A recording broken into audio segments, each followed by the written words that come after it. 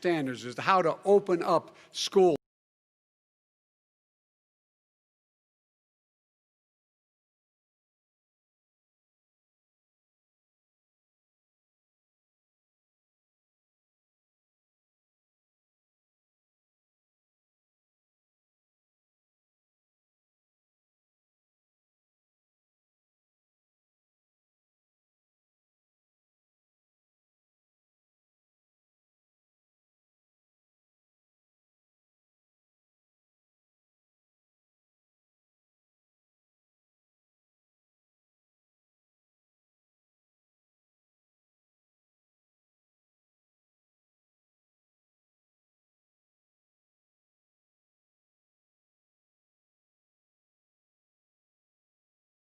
Johnson is doing very well, Moderna is doing very well, Pfizer is doing very well, and we have numerous others. Then we also have others that we're working on very closely with other countries. Johnson is doing very well, Moderna is doing very well, Pfizer is doing very well, and we have numerous others. Then we also have others that we're working on very closely with other countries. Johnson is doing very well, Moderna is doing very well, Pfizer is doing very well, and we have numerous others. Then we also have others that we're working on very closely with other countries. Johnson is doing very well.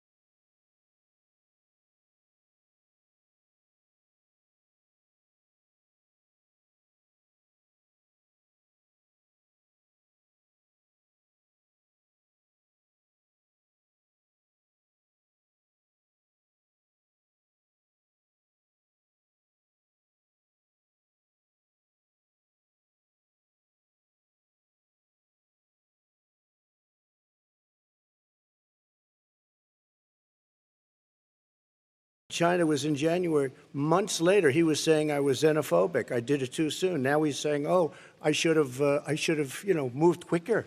But he didn't move. China was in January. Behind months later, he was saying I was xenophobic. I did it too soon. Now he's saying, "Oh, I should have, moved quicker." It was a total disaster. China was in January. Months later, he was saying I was xenophobic. I did it too soon. Now he's saying, "Oh, I should have, moved quicker."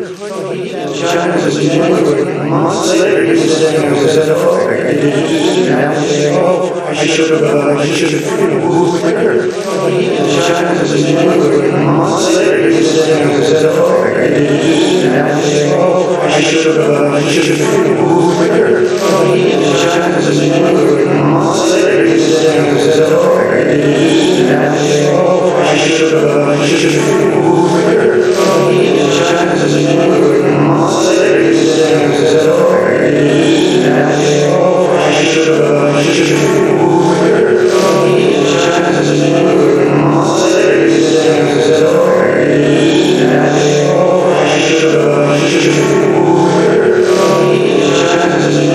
Months later, he was saying I was xenophobic. I did it too soon. Now he's saying, "Oh, I should have, moved quicker." China was in January. Months later, he was saying I was xenophobic. I did it too soon. Now he's saying, "Oh, I should have, moved quicker." Out there to protect people. And again, I go back to this. He had nothing, he did virtually nothing. And then he gets out of the hospital and he talks about, don't worry, it's all gonna be over soon. Come on.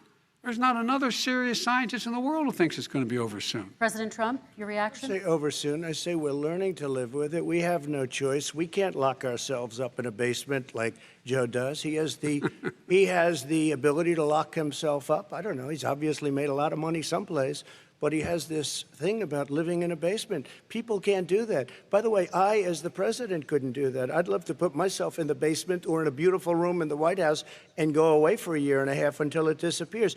I can't do that. And Kirsten, every meeting I had, and I'd meet a lot of families, including Gold Star families and military families, every meeting I had, and I had to meet them. I had to. It would be horrible to have canceled everything.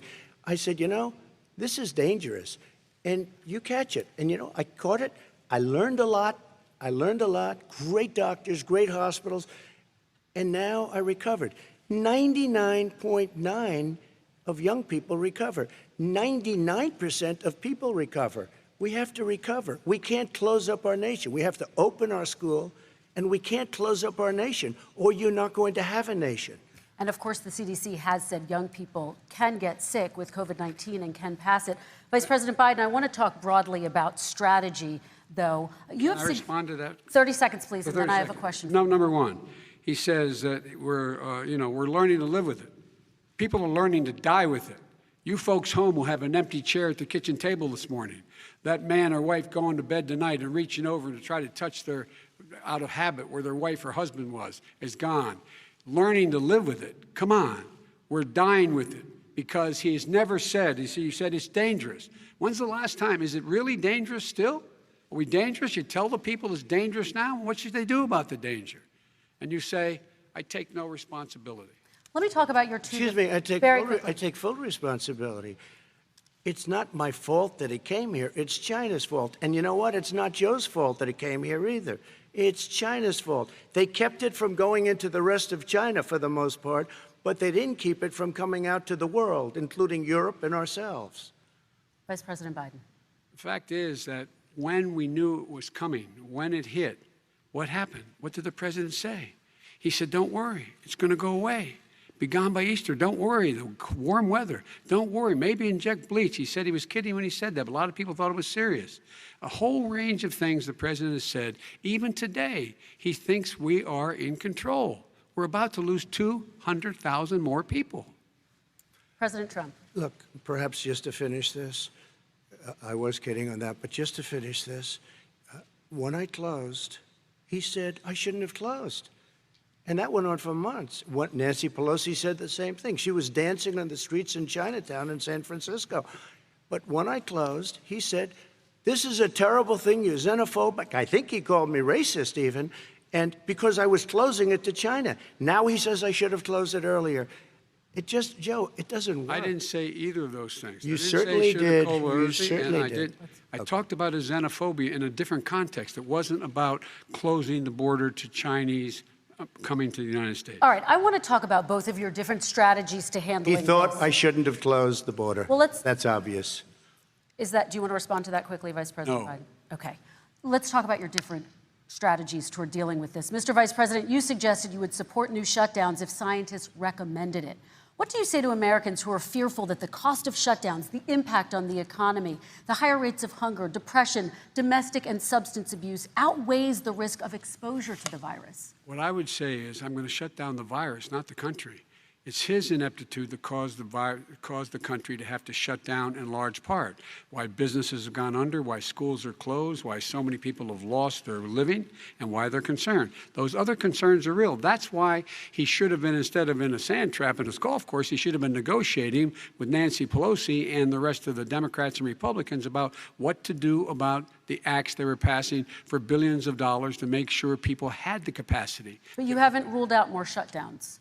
Well, no, I'm not shutting down the name, but there are, look, you need standards. The standard is if you have a reproduction rate in a community that's above a certain level, everybody says, slow up, more social distancing, do not open bars and do not open gymnasiums, do not open until you get this under control, under more control.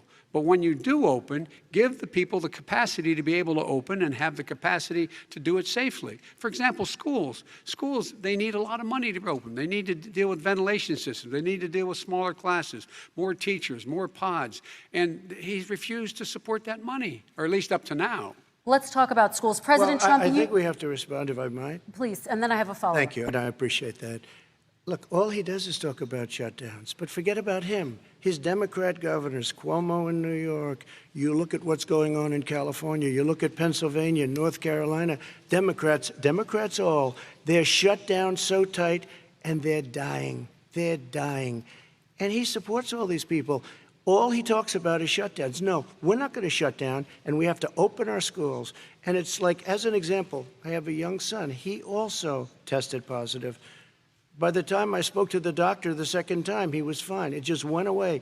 Young people, I guess it's their immune system. Let me follow up with you, President Trump. You've demanded schools open in person and insist they can do it safely. But just yesterday, Boston became the latest city to move its public school system entirely online after a coronavirus spike. What is your message to parents who worry that sending their children to school will endanger not only their kids, but also their teachers and families? I want to open the schools. The transmittal rate to the teachers is very small, but I want to open the schools. We have to open our country. We're not going to have a country.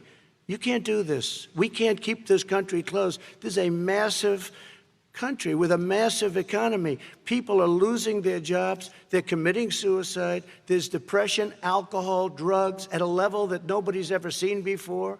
There's abuse, tremendous abuse. We have to open our country. You know, I've said it often. The cure cannot be worse than the problem itself. And that's what's happening. And he wants to close down. He'll close down the country if one person in our massive bureaucracy says we should close it down. Vice President Biden, your response. Simply not true. We ought to be able to walk and chew gum at the same time. We ought to be able to safely open, but when they need resources to open. You need to be able to, for example, if you're going to open a business, have social distancing within the business. You need to have, if you have a restaurant, you need to have plexiglass dividers so people cannot infect one another. You need to be in a position where you can take testing rapidly and know whether a person is, in fact, infected. You need to be able to trace. You need to be able to provide all the resources that are needed to do this. And that is not inconsistent with saying that what we're going to make sure that we can open safely. And by the way, all you teachers out there, not that many of you are going to die, so don't worry about it. So don't worry about it. Come on. President Trump, let me follow up with you quickly. By the way, I will say this. If you go and look at what's happened to New York, it's a ghost town. It's a ghost town. And when you talk about plexiglass, these are restaurants that are dying. These are businesses with no money. Putting a plexiglass is unbelievably expensive, and it's not the answer. I mean, you're going to sit there in a cubicle wrapped around with plastic. These are businesses that are dying, Joe. You can't do that to people. You just can't. Take a look at New York and what's happened to my wonderful city for so many years. I loved it. It was vibrant. It's dying. Everyone's leaving New York. Take a look at what New York has done in terms of turning the curve down in terms of the number of people dying. And I don't look at this in terms of the way he does. Blue states and red states. They're all the United States. And look at the states that are having such a spike in the coronavirus. They're the red states. They're the states in the Midwest. They're the states in the upper Midwest. That's where the spike is occurring significantly. But they're all Americans. They're all Americans. And what we have to do is say, wear these masks, number one. Make sure we get the help that the businesses need that has money's already been passed to do that. It's been out there since the beginning of the summer, and nothing's happened. President, New York has lost more than 40,000 people, 11,000 people in nursing homes. President Trump, what When you say spike, take a look at what's happening in Pennsylvania, where they've had it closed. Take a look at what's happening with your friend in Michigan, where her husband's the only one allowed to do anything. It's been like a prison. Now it was just ruled unconstitutional. Take a look at North Carolina. They're having spikes, and they've been closed. And they're getting killed financially. We can't let that happen, Joe. You can't let that happen. We have to open up. And we understand the disease. We have to protect our seniors. We have to protect our elderly. We have to protect especially our seniors with heart problems and diabetes problems. And we will protect them. We have the best testing in the world by far. That's why we have so many cases. Let me follow up with you before we move on to our next section. President Trump, this week you called Dr. Anthony Fauci, the nation's best-known infectious disease expert, quote, a disaster. You described him and other medical experts as, quote, idiots. If you're not listening to them, who are you listening to as you fight this? I'm listening to all of them, including Anthony. I get along very well with Anthony. But he did say, don't wear masks. He did say, as you know, this is not going to be a problem. I think he's a Democrat, but that's okay. He said, this is not going to be a problem. We are not going to have a problem at all. When Joe says that I said, Anthony Fauci said, and others, and many others, and I'm not knocking him a lot. Nobody knew. Look, nobody knew what this thing was. Nobody knew where it was coming from, what it was. We've learned a lot. But Anthony said, don't wear masks. Now he wants to wear masks. Anthony also said, if you look back, exact words, here's his exact words. This is no problem. This is going to go away soon. So he's allowed to make mistakes. He happens to be a good person. Vice President Biden, your response quickly, and then we're going to move on to the next section. My response is that think about what the president knew in January and didn't tell the American people. He was told this was a serious virus that spread in the air, and it was much worse than the flu. He went on record and said to one of your colleagues, recorded, that in fact he knew how dangerous it was, but he didn't want to tell us. He didn't want to tell us because he didn't want us to panic. He didn't want us, Americans don't panic. He panicked. But guess what? In the meantime, we find out in the New York Times the other day that, in fact, his folks went to Wall Street and said this is a really dangerous thing. And a memo out of that meeting, not from his administration, but from some of the brokers, said sell short because we got to get moving. It's a dangerous problem. Well, this is I'm going to give you 30 seconds to respond, and then we're going to move Street on. one, I don't know. Somebody went to Wall Street. You're the one that takes all the money from Wall Street. I don't take it. I haven't. You have raised a lot of money, tremendous amounts of money. And every time you raise money, deals are made, Joe. I could raise so much more money. As president and as somebody that knows most of those people, I could call the heads of Wall Street, the heads of every company in America. I would blow away every record, but I don't want to do that because it puts me in a bad position. And then you bring up Wall Street. You shouldn't be bringing up Wall Street because you're the one that takes the money from Wall Street, not me. I could blow away your records that, like you wouldn't believe. We don't need money. We have plenty of money. In fact, we beat Hillary Clinton with a tiny fraction of the money that she was able to. All right, gentlemen, we're going to move on. Don't tell me about Wall Street. Average contribution, $43. All right, we're going to move on to our next section, which is national security. And I do want to start with the security of our elections and some breaking news from overnight. Just last night, top intelligence officials confirmed again that both Russia and Iran are working to influence this election. Both countries have obtained U.S. voter registration information, these officials say, and Iran sent intimidating messages to Florida voters. This question goes to you, Mr. Vice President. What would you do to put an end to this threat? You have 2 minutes uninterrupted. I made it clear, and I ask everyone else to take the pledge. I made it clear that any country, no matter who it is, that interferes in American elections will pay a price. They will pay a price. And it's been overwhelmingly clear this election, I won't even get into the last one, this election, that Russia has been involved, China has been involved to some degree, and now we learn that Iran is involved. They will pay a price if I'm elected. They're interfering with American sovereignty. That's what's going on right now. They're interfering with American sovereignty. And to the best of my knowledge, I don't think the president said anything to Putin about it. I don't think he's talking to them a lot. I don't think he said a word. I don't know why he hadn't said a word to Putin about it. And I don't know what he has recently said, if anything, to the Iranians. My guess is he'd probably be more outspoken with regard to the Iranians. But the point is this, folks. We are in a situation where we have foreign countries trying to interfere in the outcome of our election. His own national security advisor told him that what is happening with his buddy, I will. His buddy, Rudy Giuliani, he's being used as a Russian pawn. He's being fed information that is Russian, that is not true. And then what happens? Nothing happens. And then you find out that everything that's going on here about Russia is wanting to make sure that I do not get elected the next president of the United States because they know I know them and they know me. I don't understand why this president is unwilling to take on Putin when he's actually paying bounties to kill American soldiers in Afghanistan, when he's engaged in activities that are trying to destabilize all of NATO. I don't know why he doesn't do it, but it's worth asking the question, why isn't that being done? Any country that interferes with us will, in fact, pay a price because they're affecting our sovereignty. President Trump, same question to you. Let me ask the question. You're going to have 2 minutes to respond. For 2 elections in a row now, there has been substantial interference from foreign adversaries. What would you do in your next term to put an end to this? 2 minutes uninterrupted. Well, let me respond to the first part, as Joe answered. Joe got $3.5 million from Russia, and it came through Putin because he was very friendly with the former mayor of Moscow, and it was the mayor of Moscow's wife. And you got $3.5 million. Your family got $3.5 million, and someday you're going to have to explain, why did you get 3.5? I never got any money from Russia. I don't get money from Russia. Now, about your thing last night, I knew all about that. And through John Ratcliffe, who is fantastic, DNI, he said, the one thing that's common to both of them, they both want you to lose, because there has been nobody tougher to Russia. Between the sanctions, nobody tougher than me on Russia.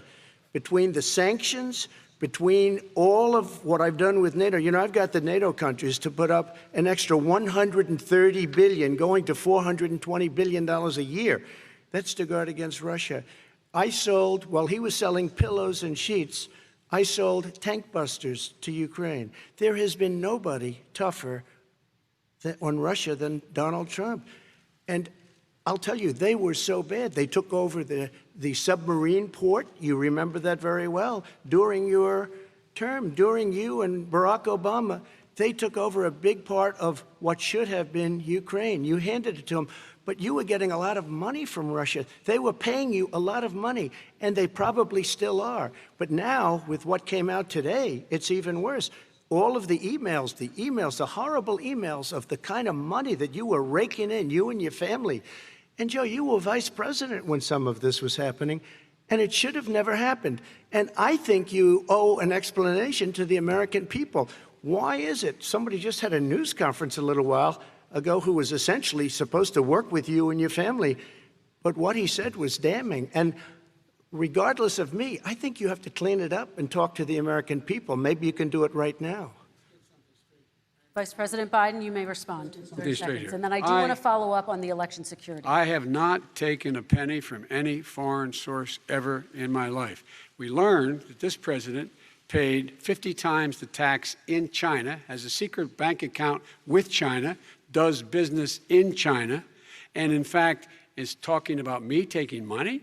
I have not taken a single penny from any country whatsoever, ever, number one.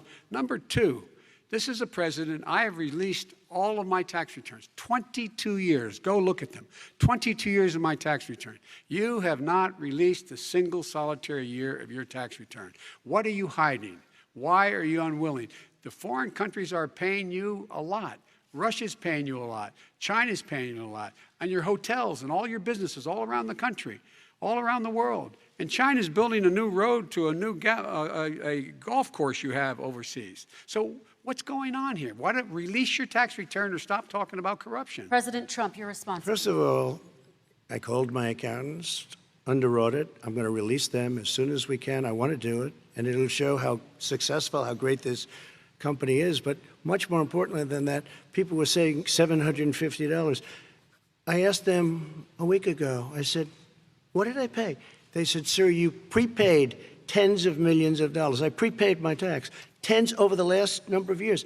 Tens of millions of dollars I prepaid because at some point they think it's an estimate. They think I may have to pay tax. So I already prepaid it. Nobody told me that. Did your accountant Nobody tell told when you you that. could release Excuse them? me. And it wasn't written whenever they write this. They keep talking about $750, which I think is a filing fee.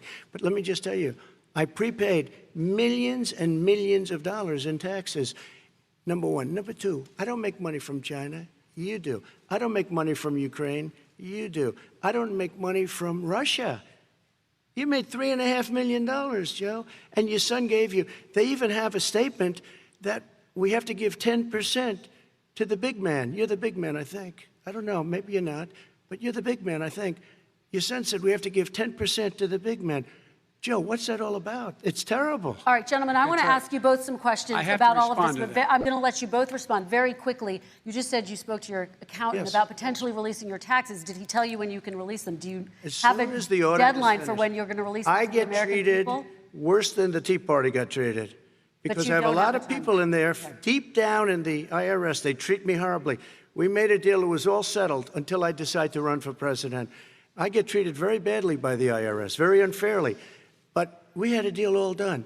As soon as we're completed with the deal, I want to release it. But I have paid millions and millions of dollars, and it's worse than paying. I paid in advance. It's called prepaying your taxes. I paid in advance. I want to ask you both about questions regarding your potential foreign entanglements and questions that have been raised to give you both a chance to talk about this more broadly. Respond very quickly, and then I'll get to my question. Why did he's been saying this for 4 years? Show us. Just show us. Stop playing around. You've been saying for 4 years you're going to reduce your taxes. Nobody knows it, Mr. President. What they do know is you're not paying your taxes, or you're paying taxes that are so low.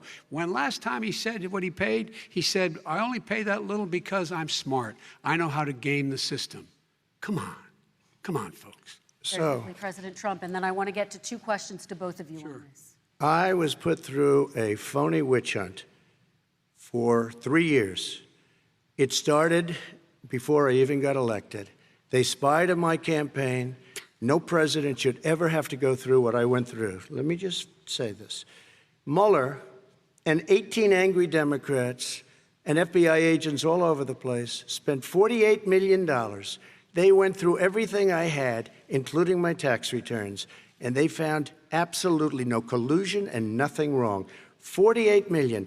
I guarantee you, if I spent $1 million on you, Joe, I could find plenty wrong. Because the kind of things that you've done and the kind of monies that your family has taken, I mean, your brother made money in Iraq, millions of dollars. Your other brother made a fortune, and it's all through you, Joe. And they say you get some of it, and you do live very well. You have houses all over the place. You live very well. All right, gentlemen, let me just ask some questions about all of this broadly. Vice President Biden, there have been questions about the work your son has done in China and for a Ukrainian energy company when you were vice president. In retrospect, was anything about those relationships inappropriate or unethical?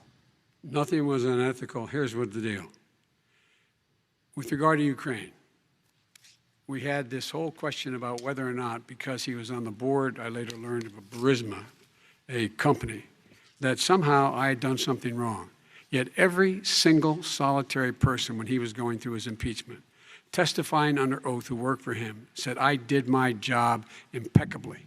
I carried out U.S. policy. Not one single solitary thing was out of line. Not a single thing, number one. Number two, the guy who got in trouble in Ukraine was this guy trying to bribe the Ukrainian government to say something negative about me, which they would not do and did not do because it never, ever, ever happened. My son has not made money in terms of this thing about, what are you talking about, China. I have not had, the only guy made money from China is this guy. He's the only one. Nobody else has made money from China. President Trump, let me ask my question to you. But could I just one thing? Very quickly. His son didn't have a job for a long time, was sadly no longer in the military service. I won't get into that. And he didn't have a job. As soon as he became vice president, Burisma, not the best reputation in the world. I hear they paid him $183,000 a month. Listen to this. $183, and they gave him a $3 million upfront payment. All right. And he had no energy I'm going to let the Vice President respond to that quickly, and then I need to get dishonest. to a question to you. Very quickly. No basis for that. Everybody investigated that. No one said anything he did was wrong in Ukraine. Okay, President Trump, this is for you. Since you took office, you've never divested from your business. You've personally promoted your properties abroad. A report this week, which was referenced, does indicate that your company has a bank account in China. So how can voters know that you don't have any foreign conflicts of interest? I have many bank accounts, and they're all listed, and they're all over the place. I mean, I was a businessman doing business. The bank account you're referring to, which is, everybody knows about it, it's listed. The bank account was in 2013. That's what it was. It was opened it was closed in 2015, I believe. And then I decided, because I was thinking about doing a deal in China like millions of other people. I was thinking about it, and I decided I'm not going to do it. Didn't like it. I decided not to do it. Had an account open, and I closed it. Okay. Excuse me. And then, unlike him, where he's vice president and he does business, I then decided to run for president after that. That was before. So I closed it before I even ran for president, let alone became president. Big difference. He is the vice president of the United States, and his son, his brother, and his other brother are getting rich. They're like a vacuum cleaner. They're sucking up money every President Trump, place thank he you. goes. We do need to move on. I do want to ask you, Vice President Biden, about China. Let's talk about China more broadly. Of course, President Trump has said that they should pay for not being fully transparent in regards to the coronavirus. If you were president, would you make China pay? And please be specific, what would that look like? What I'd make China do is play by the international rules, not like he has done. He has caused the deficit of China to go up, not down, with China, up, not down. We are making sure that in order to do business in China, you have to give all your intellectual property. You have to have a partner in China. It's 51%. We would not do that at all, number one. Number two, we're in a situation where China would have to play by the rules internationally as well. When I met with Xi, when I was still vice president, he said we're setting up air identification zones in the South China Sea. You can't fly through them. I said, we're going to fly through them. We just flew B-52, B-1 bombers through it. We're not going to pay attention. They have to play by the rules. And what's he do? He embraces guys like the thugs like in North Korea and the Chinese president and Putin and others, and he pokes his finger in the eye of all of our friends, all of our allies. We make up we're 25% of the world's economy. We need to be having the rest of our friends with us saying to China, these are the rules. You play by them or you're going to pay the price for not paying by them economically. That's the way I will run it. And that's what we did in upholding steel tariffs and a range of other things when we were president and vice president. All right, let's talk about North Korea. Excuse me, no, I have to Yes. respond to that. Okay, very quickly, and His then we're son going to move walked on out to with North $1.5 billion Korea. from China to Not manage after true. spending 10 minutes in office and being in Air Force Two, number one. Number two, there's a very strong email talking about your family wanting to make $10 million a year for introductions. President Trump, on China policy, true. though, what No, but wait a specifically are minute. you going to do? What specifically are you going to do to make China pay? You've said you're going First to of make all, them pay. China is paying. They're paying billions and billions of dollars. I just gave New $28 billion. sanctions? New sanctions? I just gave $28 billion to our farmers. because Taxpayers' China, money. It's what? Taxpayers' money. Didn't No, come no, from yeah, China. you know who the taxpayer is? It's called China. China paid true. $28 billion, and you know what they did to pay it, Joe? They devalued their currency, and they also paid up. And you know who got the money? Our farmers, our great farmers, because they were targeted. You never charged them anything. Also, I charged them 25% on dumped steel because they were killing our steel industry. We were not going to have a steel industry. Okay. And now we have a steel Okay, industry. Vice President Biden, your response, please. My response is, look, this isn't about, there's a reason why he's bringing up all this malarkey. There's a reason for it. He doesn't want to talk about the substantive issues. It's not about his family and my family. It's about your family. And your family's hurting badly. If you're making if you're a middle-class family, you're getting hurt badly right now. You're sitting at the kitchen table this morning deciding, well, we can't get new tires, they're bald because we have to wait another month or so. Or are we going to be able to pay the mortgage? Or who's going to tell her she can't go back to community college? They're the decisions you're making in the middle-class families like I grew up in Scranton and Claymont. They're in trouble. We should be talking about your families, but that's the last thing he wants to talk about.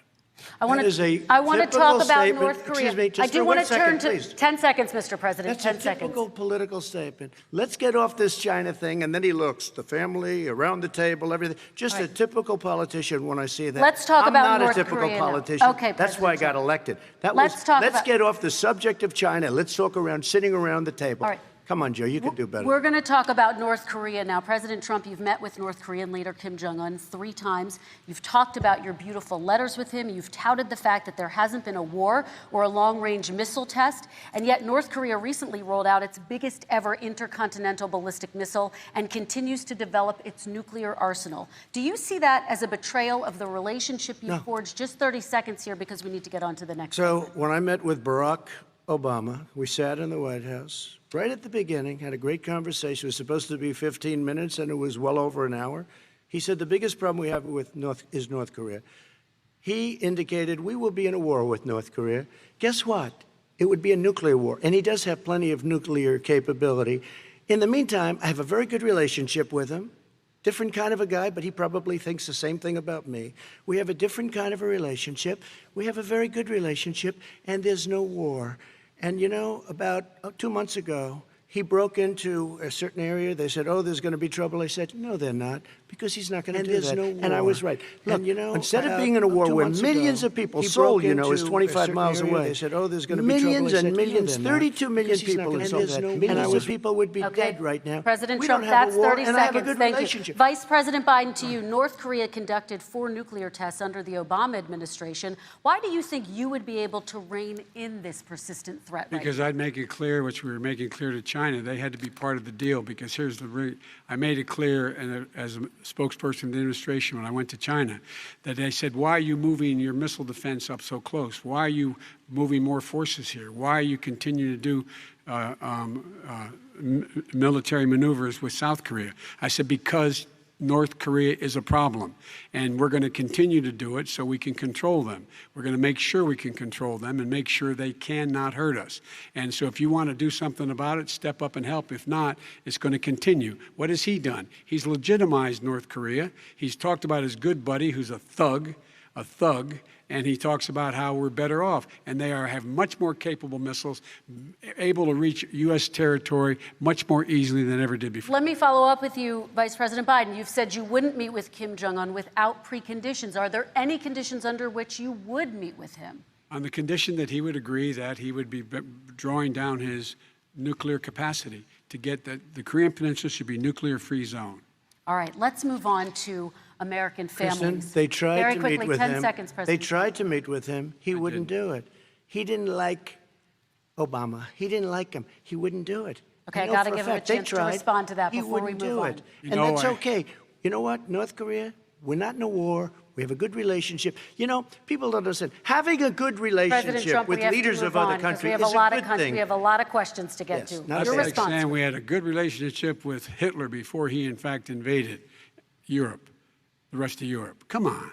The reason he would not meet with President Obama is because President Obama said, we're going to talk about denuclearization. We're not going to legitimize you, and we're going to continue to put stronger and stronger sanctions on you.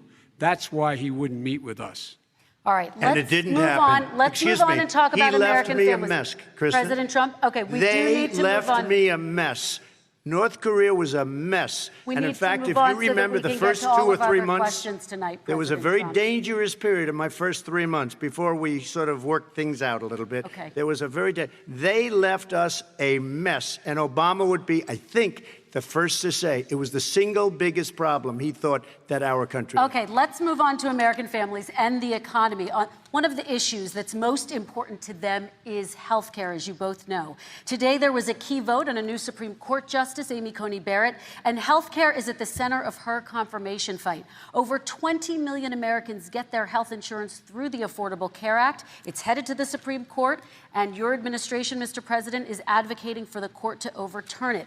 If the Supreme Court does overturn that law, those 20 million Americans could lose their health insurance almost overnight. So what would you do if those people have their health insurance taken away? You have 2 minutes uninterrupted. Sure. First of all, I've already done something that nobody thought was possible.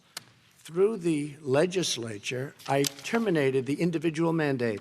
That is the worst part of Obamacare, as we call it. The individual mandate where you have to pay a fortune for the privilege of not having to pay for bad health insurance. I terminated. It's gone.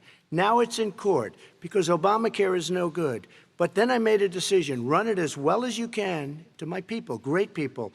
Run it as well as you can. I could have gone the other route and made everybody very unhappy. They ran it. Premiums are down. Everything's down. Here's the problem. No matter how well you run it, it's no good. What we'd like to do is terminate it. We have the individual mandate done. I don't know that it's going to work. If we don't win, we will have to run it, and we'll have Obamacare, but it'll be better run. But it no longer is Obamacare, because without the individual mandate, it's much different.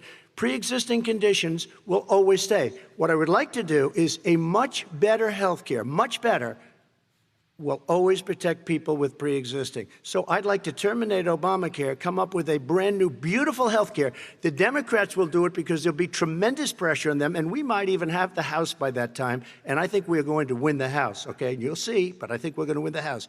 But come up with a better health care, always protecting people with pre-existing conditions. And one thing very important, we have 180 million people out there that have great private health care. Far more than we're talking about with Obamacare. Joe Biden is going to terminate all of those policies. These are people that love their health care. people that have been successful, middle-income people, been successful. They have 180 million plans, 180 million people, families. Under what he wants to do, which will basically be socialized medicine, he won't even have a choice, they want to terminate 180 million plans. We have done an incredible job on health care, and we're going to do even better. Okay, Let me Vice respond. President Biden, yes, this is for you. Your health care plan calls for building on Obamacare. So my question is, what is your plan if the law is ruled unconstitutional by the Supreme Court? You have 2 minutes uninterrupted. What I'm going to do is pass Obamacare with a public option.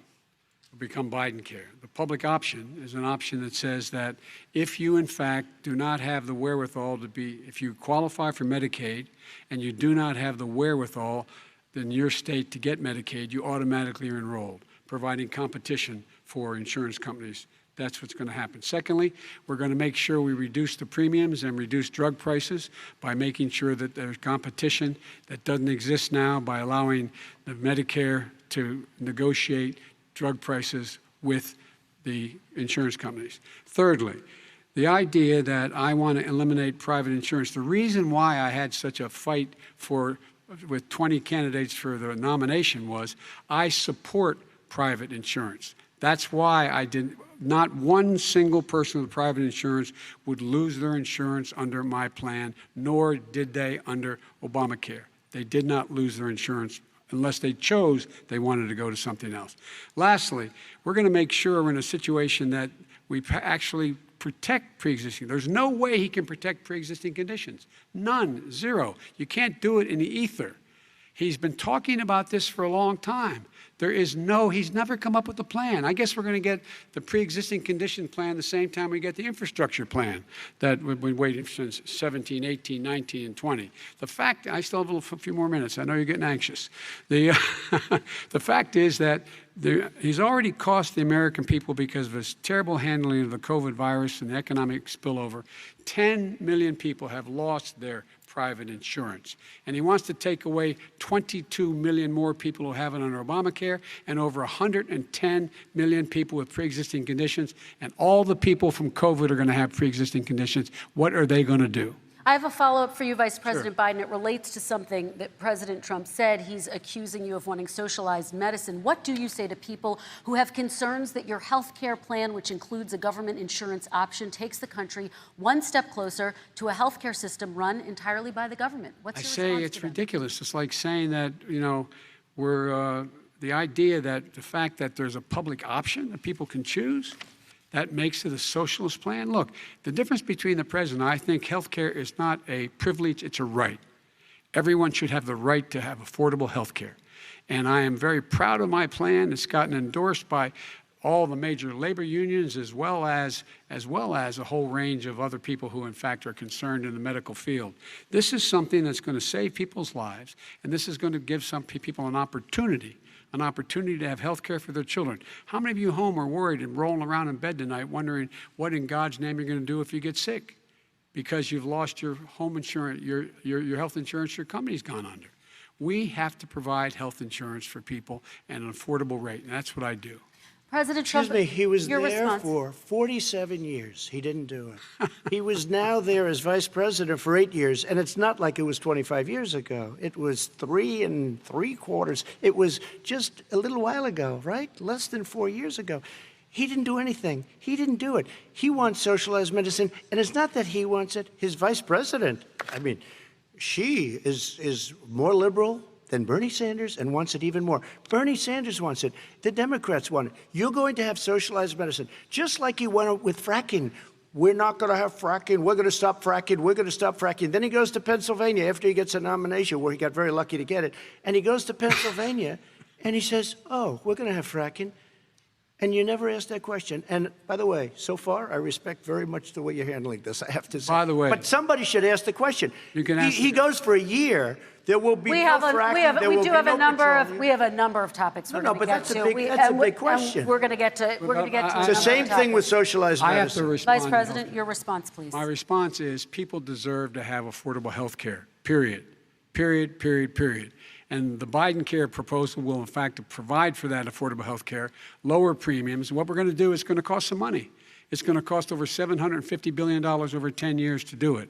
And they're going to have lower premiums. You can buy into the better plans, the cheaper plans, lower your premiums, deal with unexpected billing, and have your drug prices drop significantly. He keeps talking about it. He hasn't done a thing for anybody on health care. Not a thing. Kristen, when Very he quickly, says, then I want to talk when about he what's says happening on public Capitol option, Hill. he's talking about socialized medicine and and healthcare. When he talks about a public option, he's talking about destroying your Medicare, totally destroyed, and destroying your Social Security. And this whole country will come down. You know, Bernie Sanders tried it in his state. He tried it in his state. His governor was a very liberal governor. They wanted to make it work. Okay, Let's let Vice President Biden respond. It doesn't Vice work. President He's Biden a very responds. confused guy. He thinks he's running against somebody else. He's running against Joe Biden. I beat all those other people because I disagreed with them. Joe Biden he's running against. And the idea that we're in a situation that they're going to destroy Medicare, this is the guy that the actuary at Medicare said, if in fact, at Social Security, if in fact he continues to withhold his plan to withhold the tax on Social Security will be bankrupt by 2023 with no way to make up for it. This is the guy who's tried to cut Medicare. So I mean, the idea that Donald Trump is lecturing me on Social Security and Medicare? Come on. He tried to get 10 rid of, seconds, he Mr. tried to President, hurt and then I Social have to go to Security another years question. ago. Years ago. Go back and look at the records. He tried to hurt Social Security years ago. All One right, thing, let's move but on. this I'm is going to the move guy on. that when they Mr. announced President, I have to last move on week, to the next question. they said or the else stock we're not market going to will have time boom to talk about it. if I'm elected. If he's elected, the stock market will crash. Okay, let's biggest move on to the analysts are next saying question Let me respond. very quickly. Look, the idea that the stock market is booming is his only measure of what's happening. Where I come from in Scranton and Claymont, the people don't live off of the stock market. Just in the last three years during this crisis, the billionaires in this country made, according to the Wall Street, $700 billion more dollars. $700 billion more dollars, because that's his only measure. What happens to the ordinary people out there? What happens to them? Let's talk about what's happening on Capitol Hill. We're going to move on, 401ks are through the roof. We're gonna move on. Stock are through the roof. All right. And he doesn't come from Scranton. That's like he lived there for a short period of time before he even knew it. We're going to move on to and the he next left. question. And the people of Pennsylvania Let me will move show on you to my that. next question, They gentlemen. understand. As of tonight, more than 12 million people are out of work. And as of tonight, 8 million more Americans have fallen into poverty, and more families are going hungry every day. Those hit hardest are women and people of color. They see Washington fighting over a relief bill. Mr. President, why haven't you been able to get them the help they need? 30 seconds here. Because Nancy Pelosi doesn't want to approve it. I do. But you're the president. I do, but I still have to get. Unfortunately, that's one of the reasons I think we're going to take over the House, because of her. Nancy Pelosi doesn't want to approve anything because she'd love to have some victories on a date called November 3rd. Nancy Pelosi does not want to approve it. We are ready, willing, and able to do something. Don't forget, we've already approved 3 plans, and it's gone through, including the Democrats, in all fairness. This one she doesn't want. It's near the election because she thinks it helps her politically. I think it hurts her politically. All right, Mr. Vice President, You know, the Republican leader in the United States Senate said he can't pass it. He will not be able to pass it.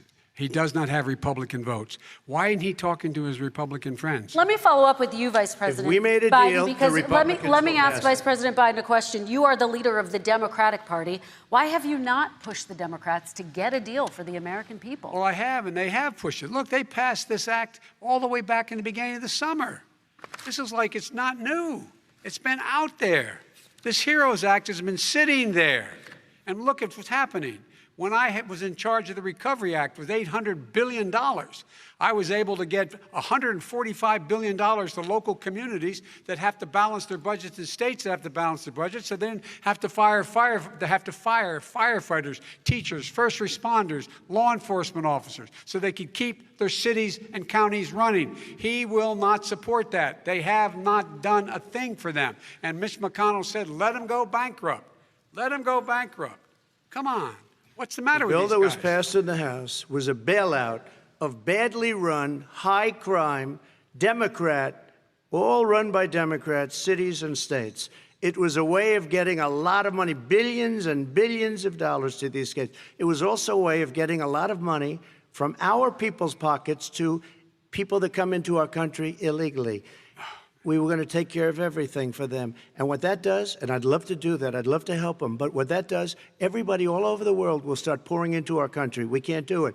This was a way of taking care of them. This was a way of spending on things that had nothing to do with COVID, as per your question. But it was really a big bailout for badly run Democrat cities and states. All right, By the I way, want to. if I get elected, I'm running as a proud Democrat, but I'm going to be an American president. I don't see red states and blue states.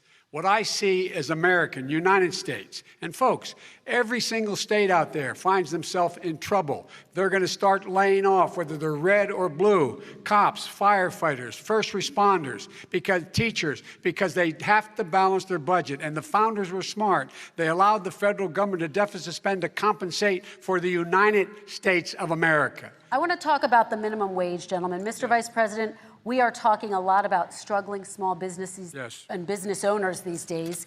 Do you think this is the right time to ask them to raise the minimum wage? You, of course, support a $15 federal minimum wage. I do, because I think one of the things we're going to have to do is we're going to have to bail them out, too. We should be bailing them out now, those small businesses. You got 1 in 6 of them going under. They're not going to be able to make it back. They passed a package that allows us to be able to call PPP. Money is supposed to go to help them do everything from organize how they can deal with their businesses being open safely. Schools, how they can make classrooms smaller, how they can hire more teachers, how they can put ventilation systems in. They need the help. The businesses as well as the schools need the help. But these guys will not help them. Is not giving them any of the money. We are going to move on to immigration, one thing very but I quickly, want he to said get we your have to help our reaction. small businesses by raising the minimum wage. That's not helping. I think it should be a state option. Alabama is different than New York. New York is different from Vermont. Every state is different. It should be a state option. You said very recently. We have recently. to help. It's very important. We have to help our small businesses.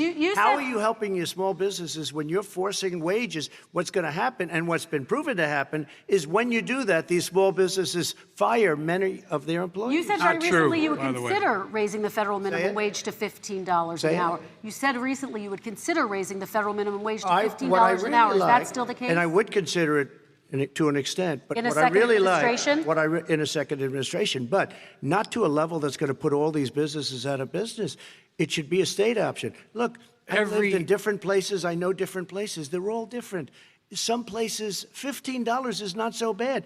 In other places, other states, $15 would be Okay, President ruinous. Trump, thank you. Quick response, Vice President Biden. 2 jobs, 1 job, be below poverty.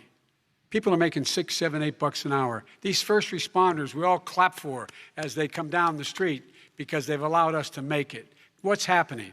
They deserve a minimum wage of $15. Anything below that puts you below the poverty level. And there is no evidence that when you raise the minimum wage, businesses go out of business. That is simply not true. We're going to talk about immigration. We're going to talk about immigration now, gentlemen, and we're going to talk about families within this context. Mr. President, your administration separated children from their parents at the border, at least 4,000 kids.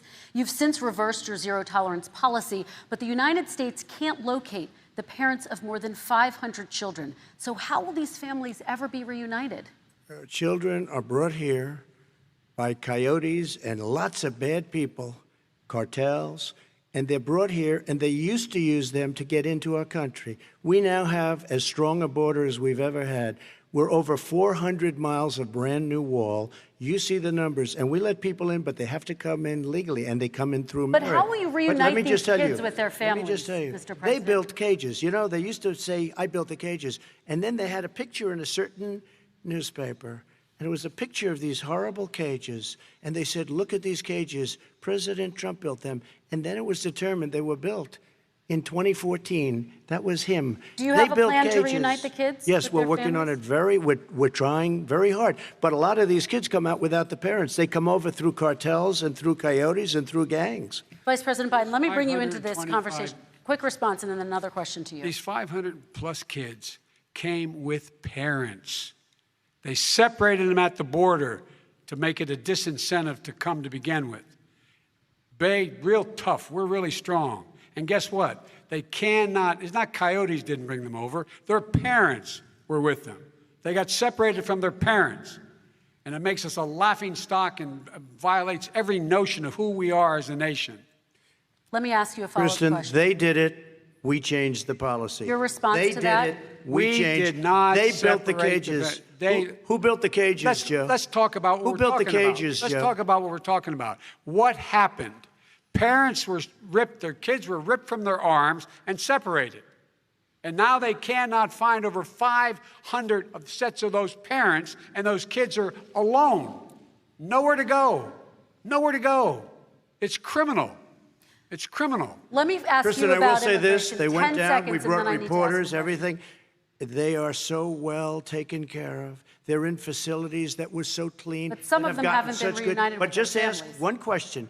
Who built the cages? I'd love you to ask them that. Who built the cages? Let me Joe? ask about your immigration policy, Mr. Vice President. The Obama administration did fail to deliver immigration reform, which had been a key promise during the administration. It also presided over record deportations as well as family detentions at the border before changing course. So why should voters trust you with an immigration overhaul now?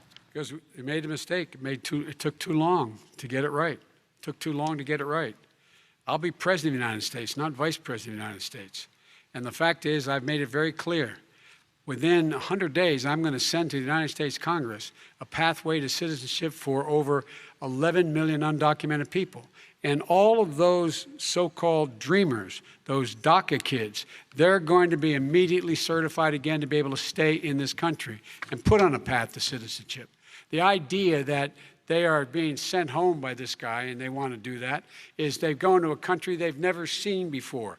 I can imagine you're 5 years old, your parents are taking you across the Rio Grande River, and it's illegal. And you say, oh, no, Mom, leave me here. I'm not going to go with you.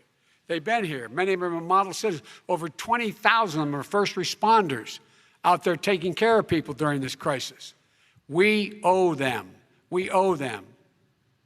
President Kristen, Trump, he your had reaction. 8 years to do what he said he was going to do. And I've We changed did. without having a specific. We got rid of catch and release. We got rid of a lot of horrible things that they put in and that they lived with. But he had 8 years he was vice president. He did nothing except build cages to keep children in. Vice President Wrong. Biden, your response. The catch and release, you know what he's talking about there? If in fact you had a family came across and they were arrested, they in fact were given a date to show up for their hearing. They were released. And guess what? They showed up for a hearing. And this is the first president in the history of the United States of America that anybody seeking asylum has to do it in another country. That's never happened before in America. That's never happened before in America. You come to the United States and you make your case that I seek asylum based on the following premise, why I deserve it under American law. They're sitting in squalor on the other side of the river. President Trump, your response, So 30 important. seconds, and then we'll move It just shows that he has no understanding of immigration or the laws. Catch and release is a disaster. A murderer would come in, a rapist would come in, a very bad person would come in. We would take their name. We have to release them into our country. And then you say they come back. Less than 1% of the people come back. We have to send ICE out and Border Patrol out to find them. We would say, come back in 2 years, 3 years. We're going to give you a court case. You need Perry Mason. We're going to give you a court case. When you say they come back, they don't come back, Joe. They never come back. Only the really, I hate to say this, but those with the lowest IQ, they might come back. Okay, But they're President very, Trump, let's very give few. Vice President Biden a chance to respond, and then we're going to move on to the You next don't know section. the law, Joe. Vice President Biden, your response. Know the law, what he's telling you is simply not true. Well, check it out. They don't come back. Check it out. All right, let's move on But we don't have to the worry next about it because they section. terminated it, so we don't have to worry about Let's it move anymore. on to the next And you have section. 525 kids not knowing where in God's name they're going to be and lost their parents. Go ahead. All right, let's talk about our next section, which is race in America. And I want to talk about the way Black and brown Americans experience race in this country. Part of that experience is something called the talk. It happens regardless of class and income. Parents who feel they have no choice but to prepare their children for the chance that they could be targeted, including by the police, for no reason other than the color of their skin. Mr. Vice President, in the next 2 minutes, I want you to speak directly to these families. Do you understand why these parents fear for their children? I do. I do. You know, my daughter is a social worker, and she's written a lot about this. She has a graduate degree from the University of Pennsylvania in social work. And you know, one of the reasons why I ended up working on the east side of Wilmington, Delaware, which is 90% African American, was to learn more about what was going on. I never had to tell my daughter, if she's pulled over, make sure she puts, for a traffic stop, put both hands on top of the wheel and don't reach for the glove box because someone may shoot you. But a black parent, no matter how wealthy or how poor they are, has to teach their child, when you're walking down the street, don't have a hoodie on when you go across the street. Making sure that you, in fact, if you get pulled over, yes, yes, sir, no, sir, hands on top of the wheel, because you are, in fact, the victim, whether you're a person making child of a $300,000 a year person or someone who's on food stamps. The fact of the matter is, there is institutional racism in America. And we have always said, we've never lived up to it, that we hold these truths to be self-evident. All men and women are created equal. Well, guess what? We have never, ever lived up to it, but we've always constantly been moving the needle further and further to inclusion, not exclusion. This is the first president to come along and says, that's the end of that. We're not going to do that anymore.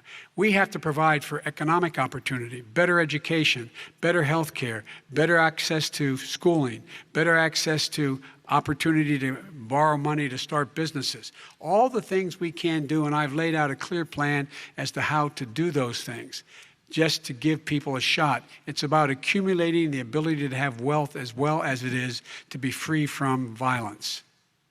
President Trump, same question to you, and let me remind you of the question. I would like you to speak directly to these families. Do you understand why these parents fear for their children? Yes, I do.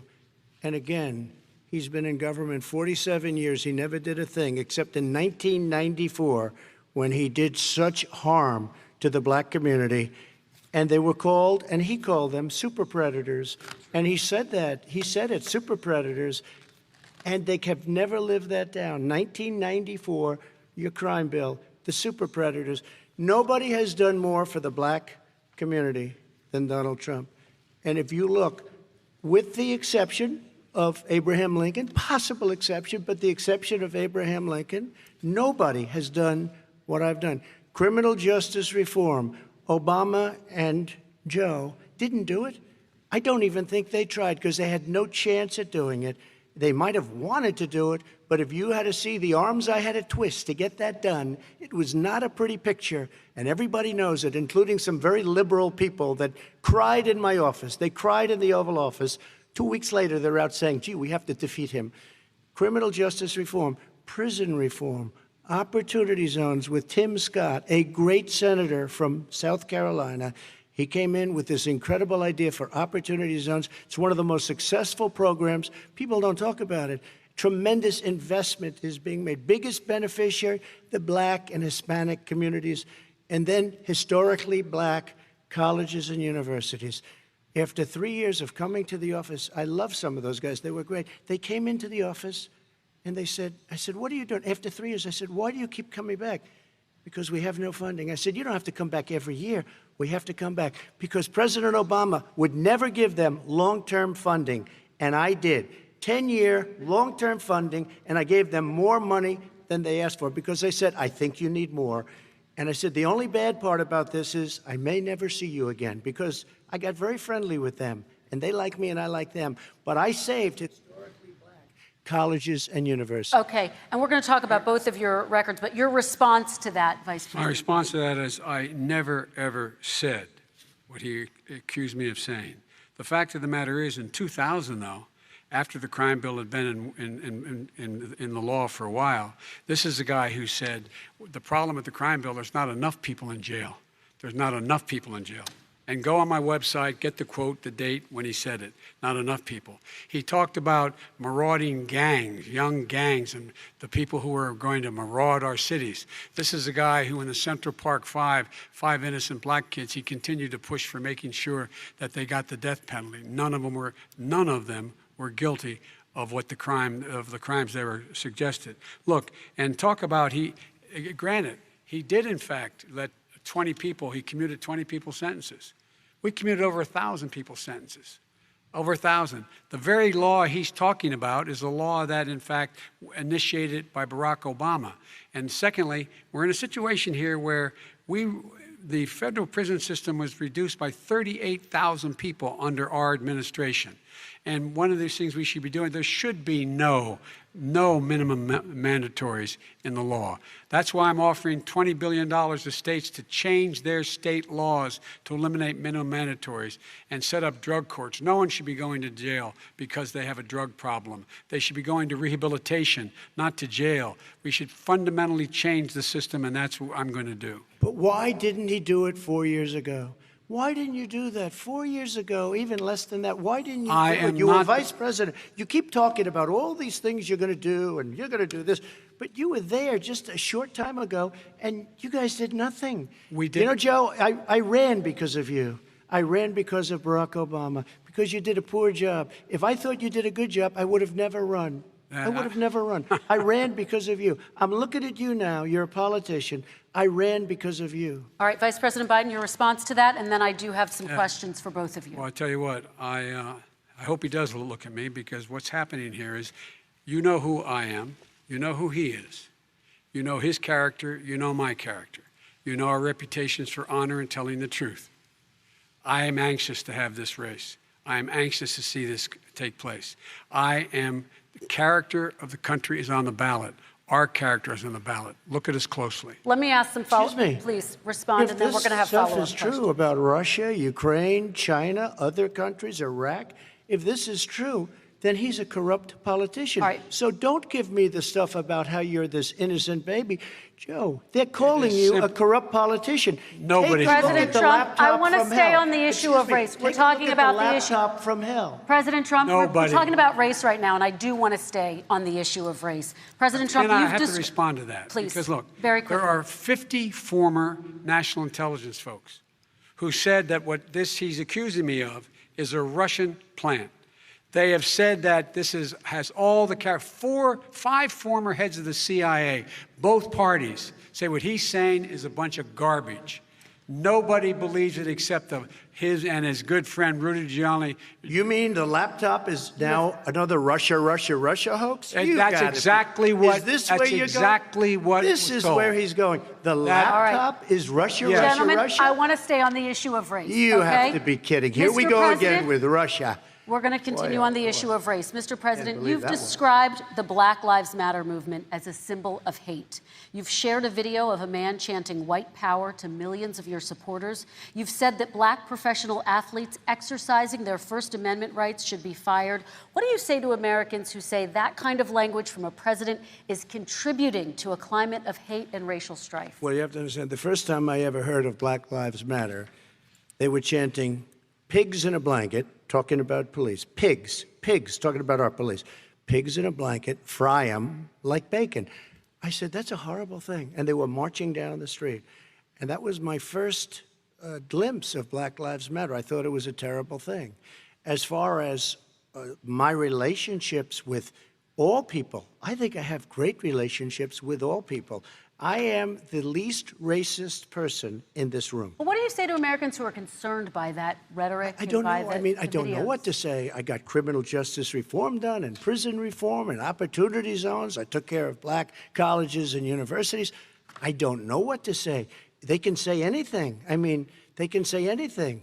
It makes me sad because I am the least racist person. I can't even see the audience because it's so dark. But I don't care who's in the audience. I'm the least racist person in this room. Okay. Vice President Biden, let me ask you very quickly, and then I have a follow-up question for you. Abraham Lincoln here is one of the most racist presidents we've had in modern history. He pours fuel on every single racist fire. Every single one. He started off his campaign coming down the escalator saying he's going to get rid of those Mexican rapists. He's banned Muslims because they're Muslims. He has moved around and made everything worse across the board.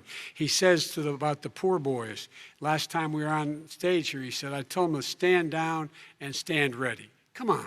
This guy has a dog whistle about as big as a foghorn. President Trump, I'm going to give you 10 seconds to respond, and then I have a No, follow-up question. he made a reference to Abraham Lincoln. Where did that come in? I mean, You said where you're did that- Abraham No, Lincoln. where did that? No. You said- I said not since Abraham Lincoln has anybody done what I've done for the black community. And I'm I saying- didn't say I'm Abraham Lincoln. I said not since Abraham Lincoln has anybody done what I've done for the black community. Now, you have done nothing other than the crime bill, which put Oh, God. tens of thousands of black men, mostly, in jail. All right, let me- And you know let me what? a- let me They ask remember Vice it because President if you Biden look a at what's question. happening with the voting right now, Let me ask they Vice remember President that Biden you treated them about- very, very badly. The- Just the- take a look at what's happening out there. Vice President Biden, let me give you a chance to respond within this context. Crime Okay. bills that you supported in the 80s and 90s contributed to the incarceration of tens of thousands of young black men who had small amounts of drugs in their possession. They are sons, they are brothers, they're fathers, they're uncles, whose families are still to this day, some of them suffering the consequences. So speak to those families. Why should they vote for you? One of the things is that in the 80s, we passed 100%, all 100 senators voted for it, a bill on drugs and how to deal with drugs. It was a mistake. I've been trying to change it since then, particularly the portion on cocaine. That's why I've been arguing that, in fact, we should not send anyone to jail for a pure drug offense. They should be going into treatment across the board. That's what we should be spending money. That's why I set up drug courts, which were never funded by our Republican friends. They should not be going to jail for a drug or an alcohol problem. They should be going into treatment.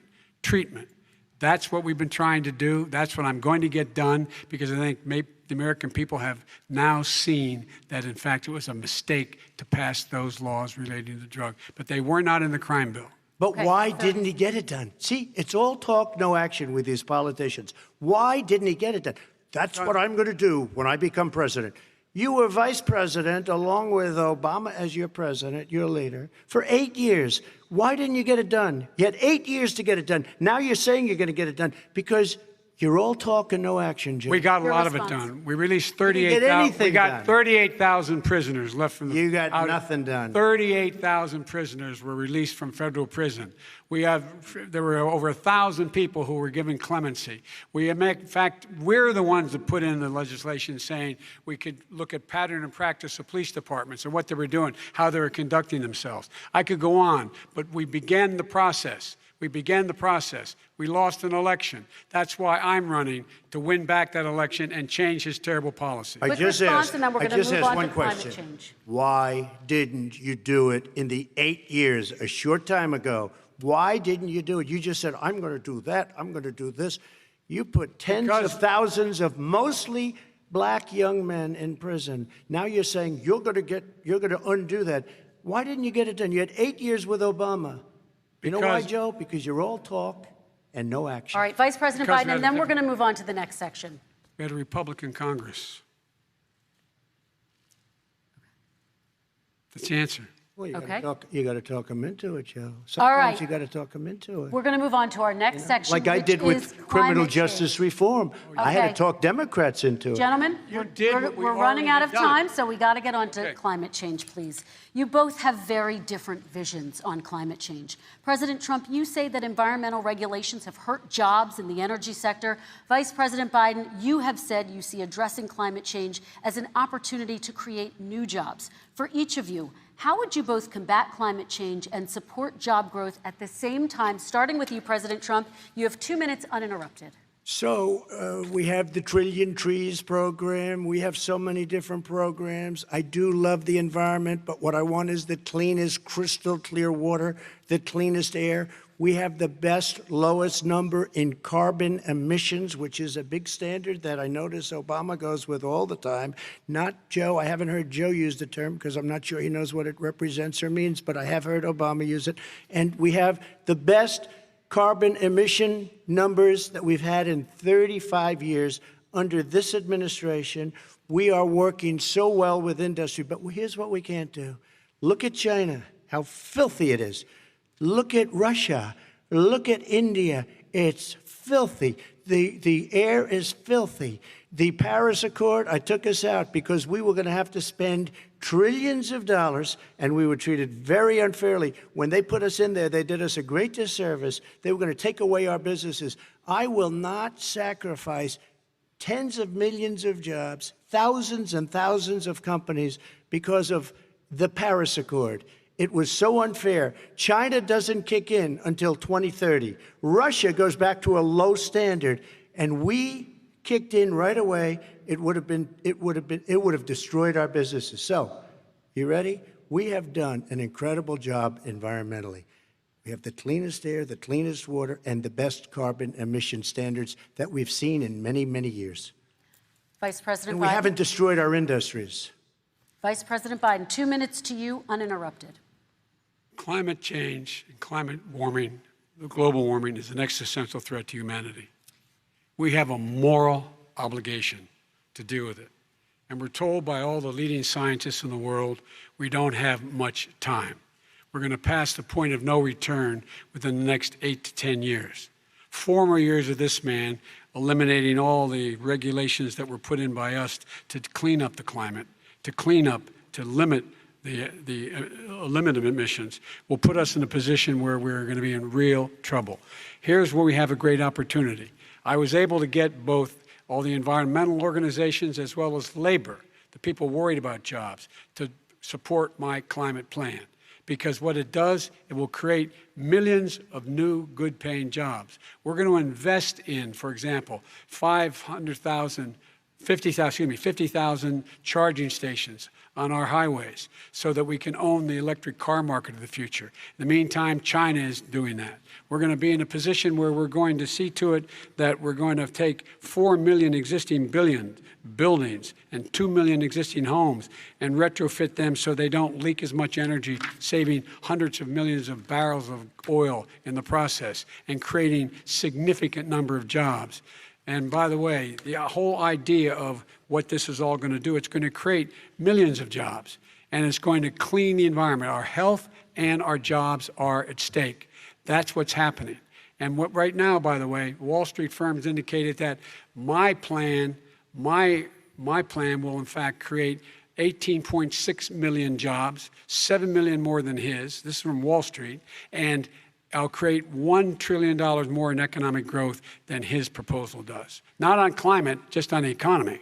President Trump, you're They came out and said very strongly, $6,500 will be taken away from families under his plan, that his plan is an economic disaster. If you look at what he wants to do, if you look at his plan, his environmental plan, you know who developed it? AOC +3. They know nothing about the climate. I mean, she's got a good line of stuff, but she knows nothing about the climate. And they're all hopping through hoops for AOC +3. Look, their real plan costs $100 trillion. If we had the best year in the history of our country for 100 years, we would not even come close to a number like that.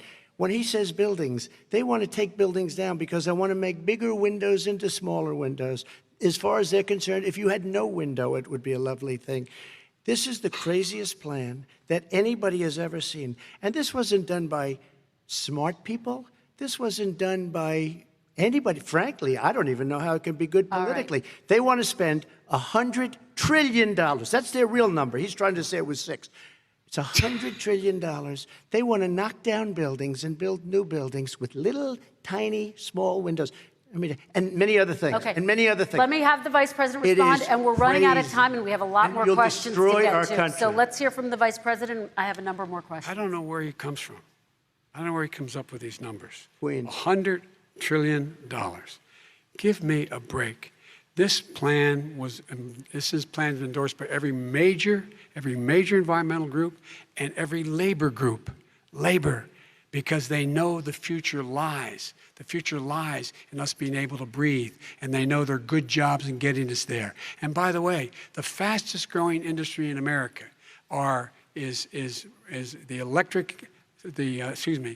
solar energy and wind. He thinks wind causes cancer, windmills. It's the fastest growing jobs, and they pay good prevailing wages, 45, 50 bucks an hour. We can grow and we can be cleaner if we go the route I'm proposing. President Trump, Excuse me. please We are respond, and then I have some We are follow-ups. energy independent for the first time. We don't need all of these countries that we had to fight war over because we needed their energy. We are energy independent. I know more about wind than you do. It's extremely expensive, kills all the birds, it's very intermittent, it's got a lot of problems, and they happen to make the windmills in both Germany and China. And the fumes coming up, if you're a believer in carbon emission, the fumes coming up to make these massive windmills is more than anything that we're talking about with natural gas, which is very clean. One other thing. Find me a scientist said that. I love solar, but solar doesn't quite have it yet. It's not powerful yet to really run our big, beautiful factories that we need to compete with the world. So False. It's all a pipe dream. But you know what we'll do? We're going to have the greatest economy in the world. But if you want to kill the economy, get rid of your oil industry. You want, and what about fracking? All right, now, let me allow fracking. Vice President Biden to I respond. never said I oppose fracking. You said it on tape. I did. Show the tape. Put it on your website. I'll put it on. Put it on the website. The fact of the matter is Showed he's it last flat lying. Would you rule out banning fracking? I do rule out banning fracking because the answer, we need other industries to transition to get to ultimately a complete zero emissions by 2025. What I will do with fracking over time is make sure that we can capture the emissions from the fracking, capture the emissions from gas. We can do that, and we can do that by investing money in doing it, but it's a transition to that. I have one more question in this pod, and then we have. He was against fracking. He said it. I will show that to you tomorrow. I am against fracking. Until he got the nomination, went to Pennsylvania, then he said, but you know what, Pennsylvania? He'll be against it very soon because his party is totally against it. Fracking on federal land, I said. No fracking and/or oil on federal land. Let me ask this final question in this section, and then I want to move on to our final section. President Trump, people of color are much more likely to live near oil refineries and chemical plants. In Texas, there are families who worry the plants near them are making them sick. Your administration has rolled back regulations on these kinds of facilities. Why should these families give you another 4 years in office? The families that we're talking about are employed heavily, and they are making a lot of money, more money than they've ever made.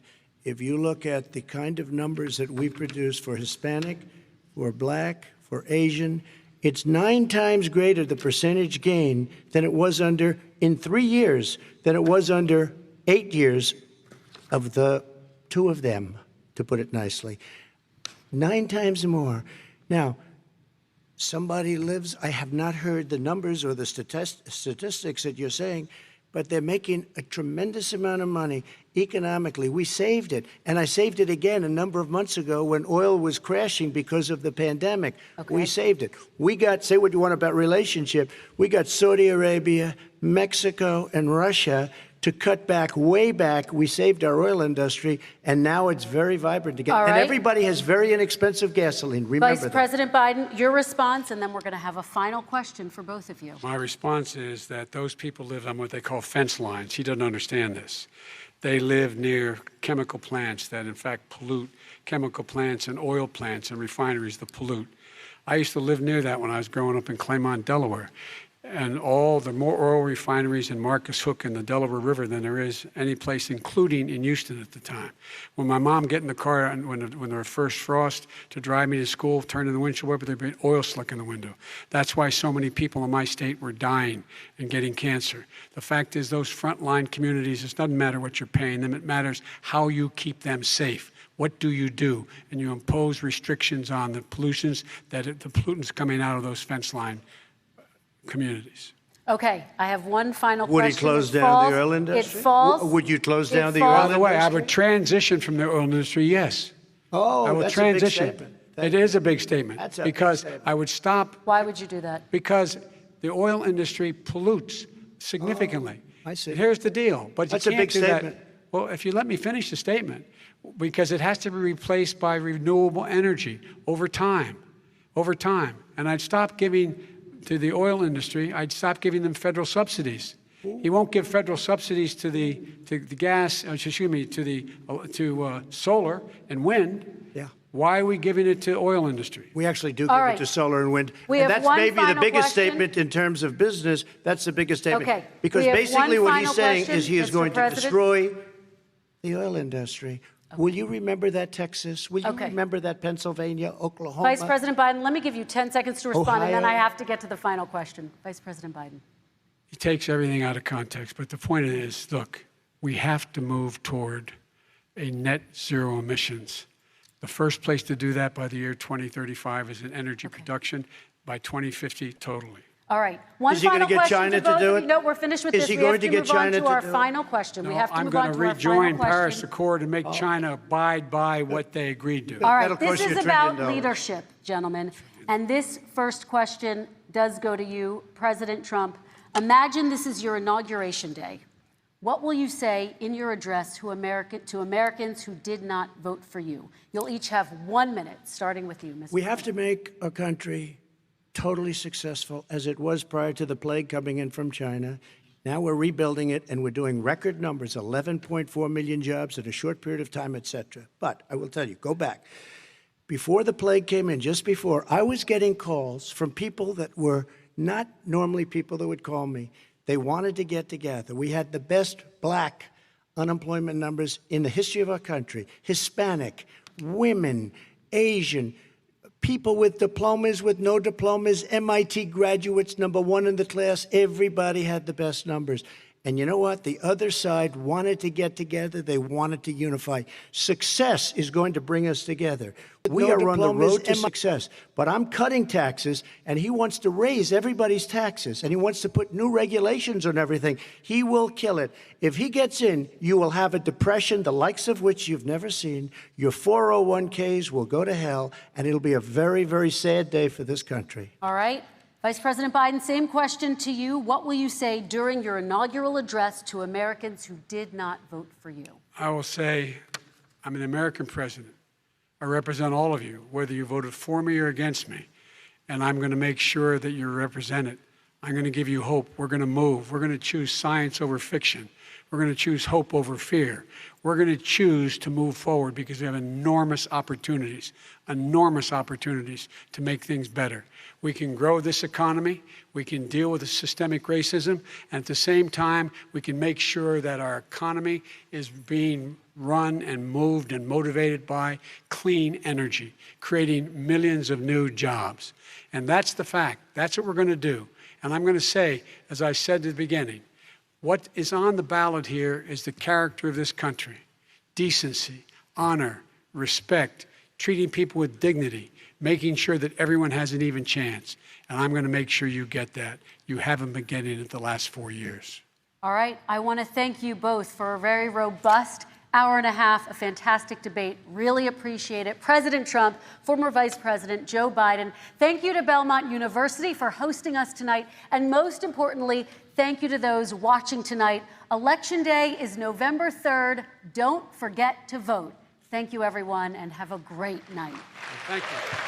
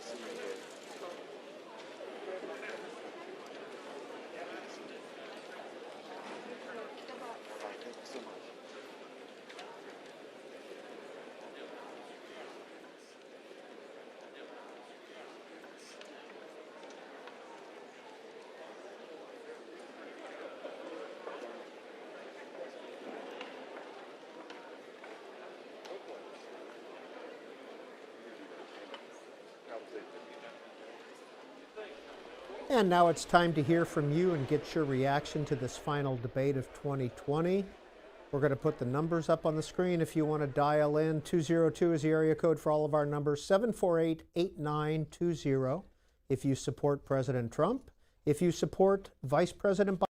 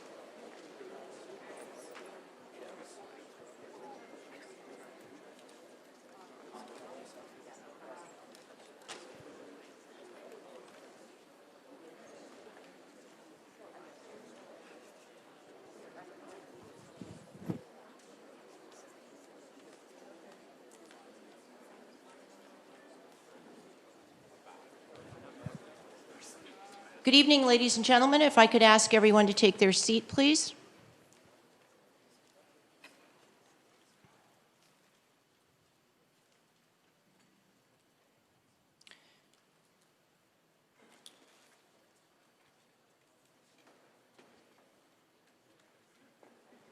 My name is Janet Brown. I'm Executive Director of the Commission on Presidential Debates, and I'd like to welcome you to the first presidential debate of 2020.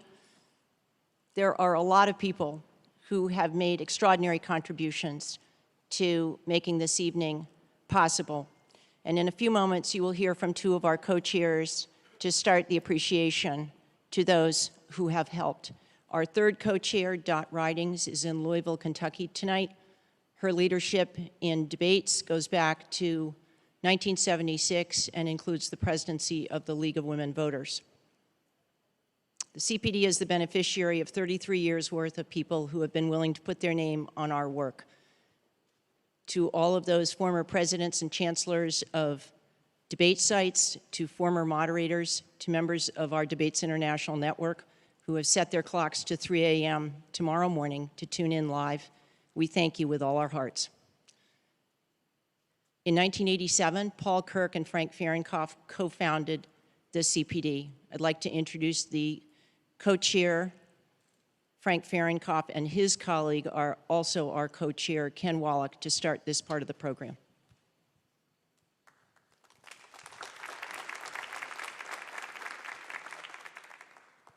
Thank you, Janet, and thank you, ladies and gentlemen, and welcome to the Health Education Campus, Case Western Reserve, and the Cleveland Clinic. And if you have not had the opportunity yet to go around and see this fantastic facility, you really should. It's just a great tribute to everyone who's been involved with it, and it's so important to our nation. To say, as Janet mentioned, that this has been the most challenging time for this commission in its 33 years of existence due to the coronavirus problems. So many people, as Janet said, are responsible. We normally don't come out when my co-chairman and I come out and thank people, but we wouldn't be here today if it had not been for them. As we serve as both the sponsor and the producers of the debates, we have a crew of 65 people, most of which have been with us for years. Some of them go back to the first debates in 1988. And thanks so much to United Airlines, who stepped up to the plate and graciously provided to fly our whole crew from one site to another throughout the rest of the term of these debates. So we have a great shout out for United Airlines. Anheuser-Busch has been with us for 28 years, as has the firm of Crowell and Mooring in Washington, D.C. Also special thanks to some people in the network business, in the journalism business, Pentagram, CBS News Radio, and Intercom Communications. In the hotel behind us, the Intercontinental, there's a tremendously large room, which is called the Media Filing Center. There's only, I guess, is about 700 people in there today. We usually have 3,000 to 5,000 people in the Media Filing Center. And so with the cut down that we've had, you can look around this audience, we normally have 900 people in the audience. You people are very fortunate to have the opportunity to be here tonight. But the National Press Club in Washington, D.C. tonight is hosting a media filing center for those journalists in Washington who couldn't be here tonight. And so we're very, very thankful for that. Many of you, I see faces here I've known and been in the audience before. There will be, in the estimate of most experts, close to 120 million people watching this debate this evening. It'll be on their TV sets, it'll be on their computers, it'll be on their iPads, it'll be on their iPhones, it'll be listening on the radio. And those 120 million, or however it works out to be, deserve to be able to listen and observe on this stage tonight. These two men put forth the reasons why they should be elected president of the United States.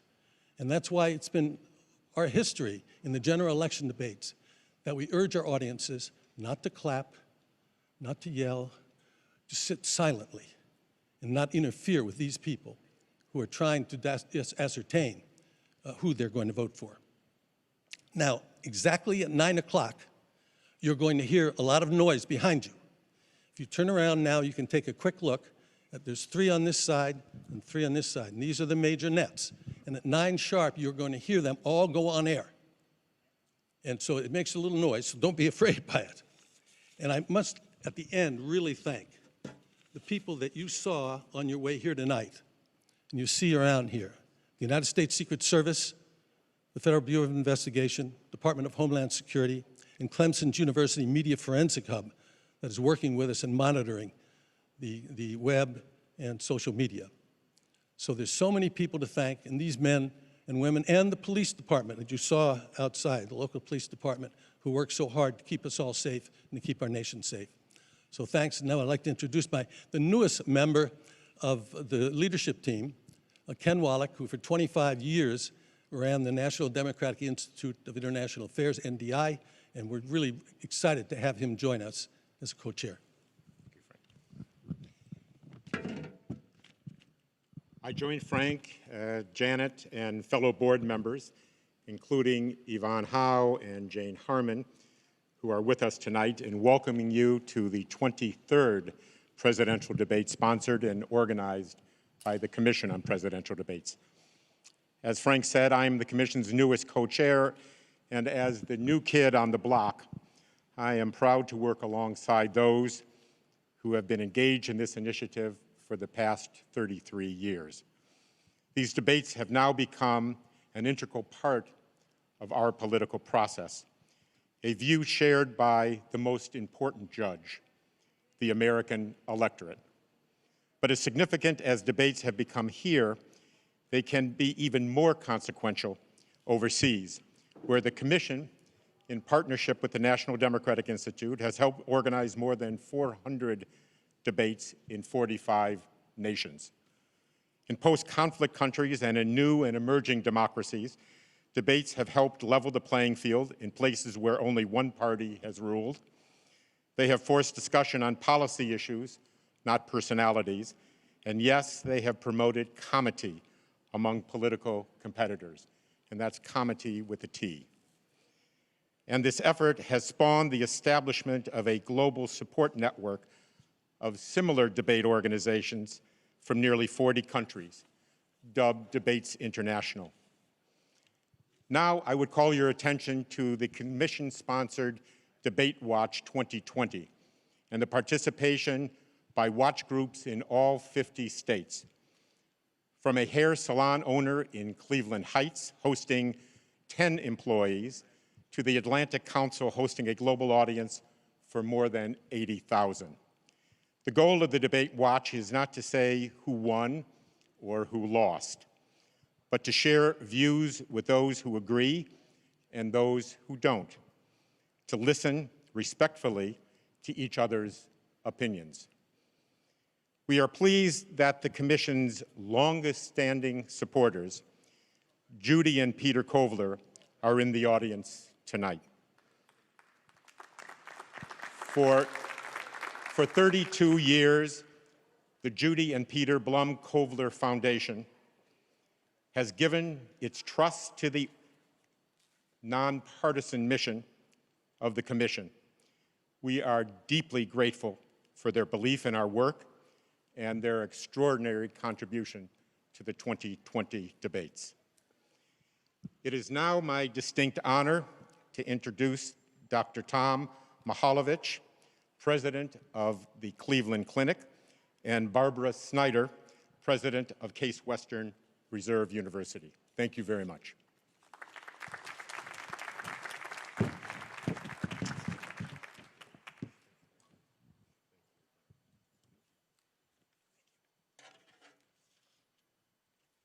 Good evening. On behalf of Cleveland Clinic, it is my pleasure to welcome you to the city of Cleveland. Tonight, you join us in the beautiful Sampson Pavilion of the Health Education Campus at Cleveland Clinic. We share this campus with our partners from Case Western Reserve University. This building is very special to us. It was opened just a year ago as a place for students, medical, nursing, and dental, to begin their professional journeys by learning together as teams.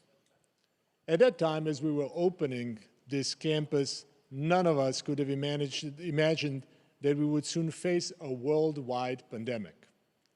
When it happened, we converted this building into a COVID-19 surge hospital. The space in which you are sitting right now had 1,000 hospital beds. We called it the Hope Hospital.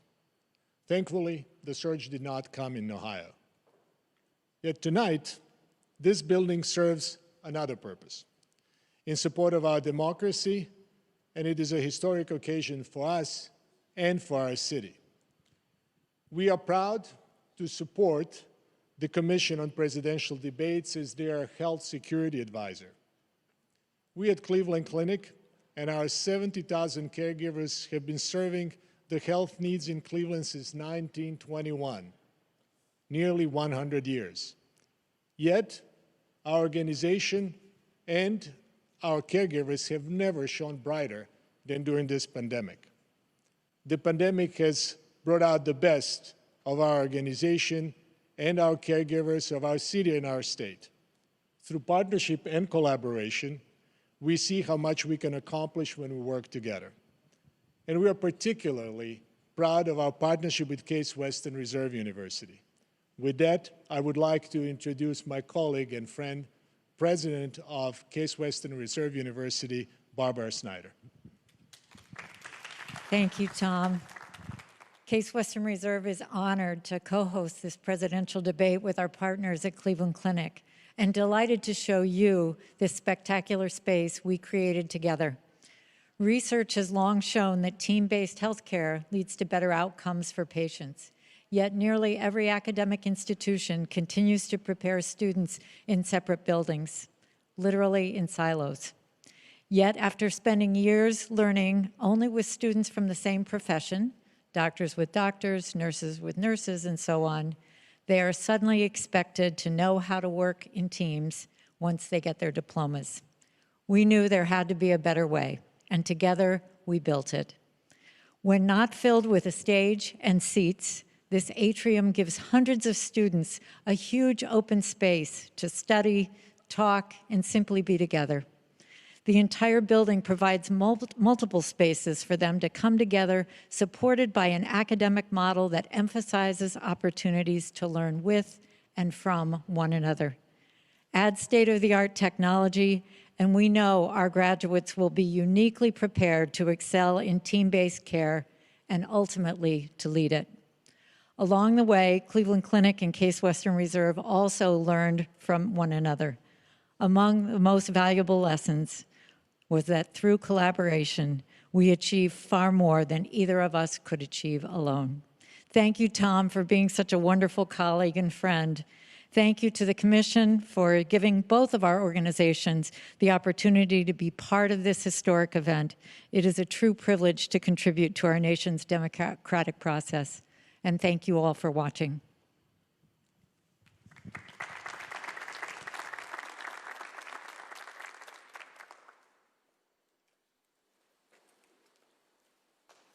Thank you, Tom and Barbara, very much. Most valuable player award for this evening goes to Toby Cosgrove. We couldn't have done it without you. Thank you. One housekeeping bit for the audience. As soon as this debate is over, if you will please remain seated, you will be shown which way to exit. And please stay where you are until that happens. I would like to now introduce Chris Wallace, the moderator of this evening's debate.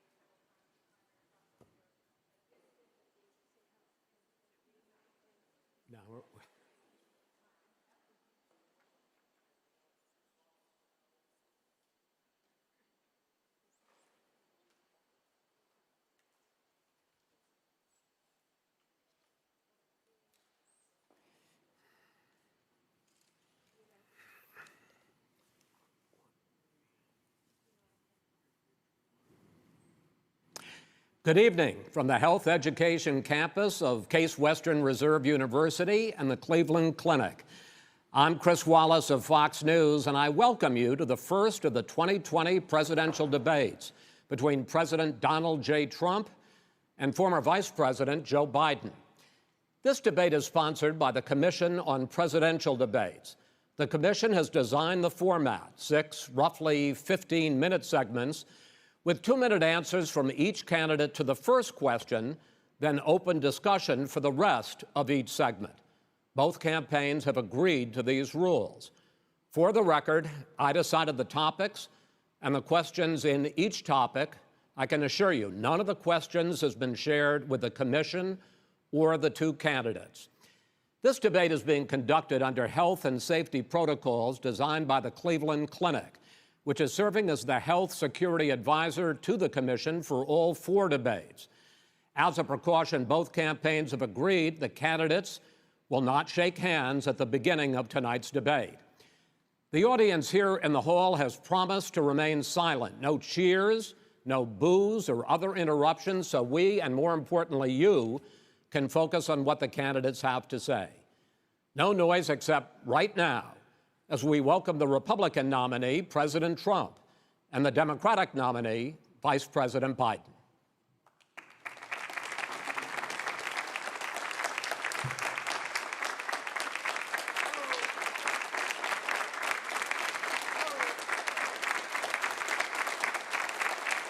How you doing, man? How are you? I'm well.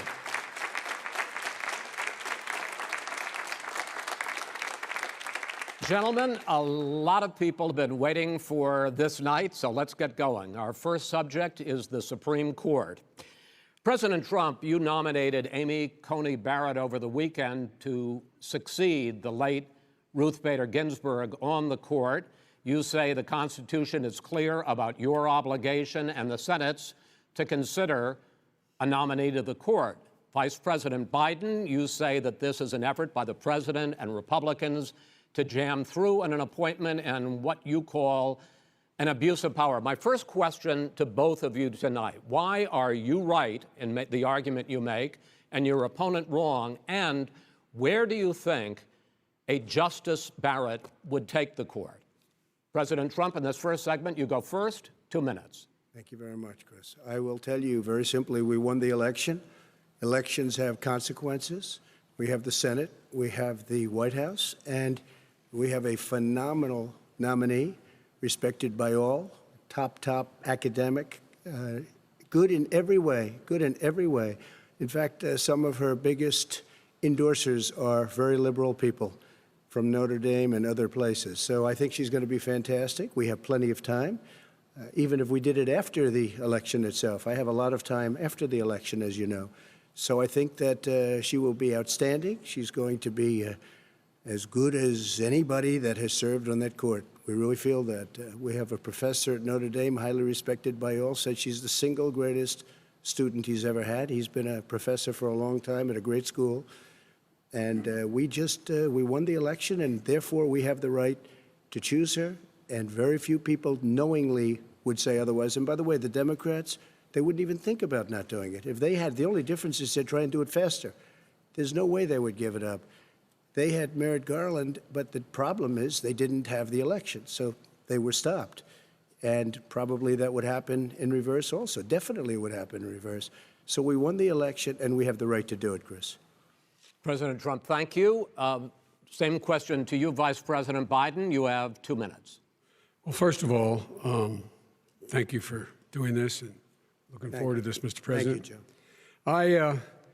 The American people have a right to have a say in who the Supreme Court nominee is. And that say occurs when they vote for a United States senators and when they vote for the President of the United States. They're not going to get that chance now because we're in the middle of an election already. election has already started. Tens of thousands of people have already voted. And so the thing that should happen is we should wait. We should wait and see what the outcome of this election is, because that's the only way the American people get to express their view is by who they elect as president and who they elect as vice president. Now, what's at stake here is the president's made it clear he wants to get rid of the Affordable Care Act. He's been running on that, he ran on that, and he's been governing on that. He's in the Supreme Court right now trying to get rid of the Affordable Care Act, which will strip 20 million people from having insurance, health insurance now, if it goes into court. And the justice, and I have nothing, I'm not opposed to the justice, she seems like a very fine person.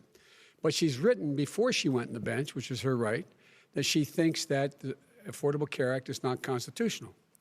The other thing that's on the court, and if it's struck down, what happens? Women's rights are fundamentally changed. Once again, a woman could be pay more money because she has a pre-existing condition of pregnancy. They were able to charge a woman more for the same exact procedure a man gets. And that ended when we, in fact, passed the Affordable Care Act.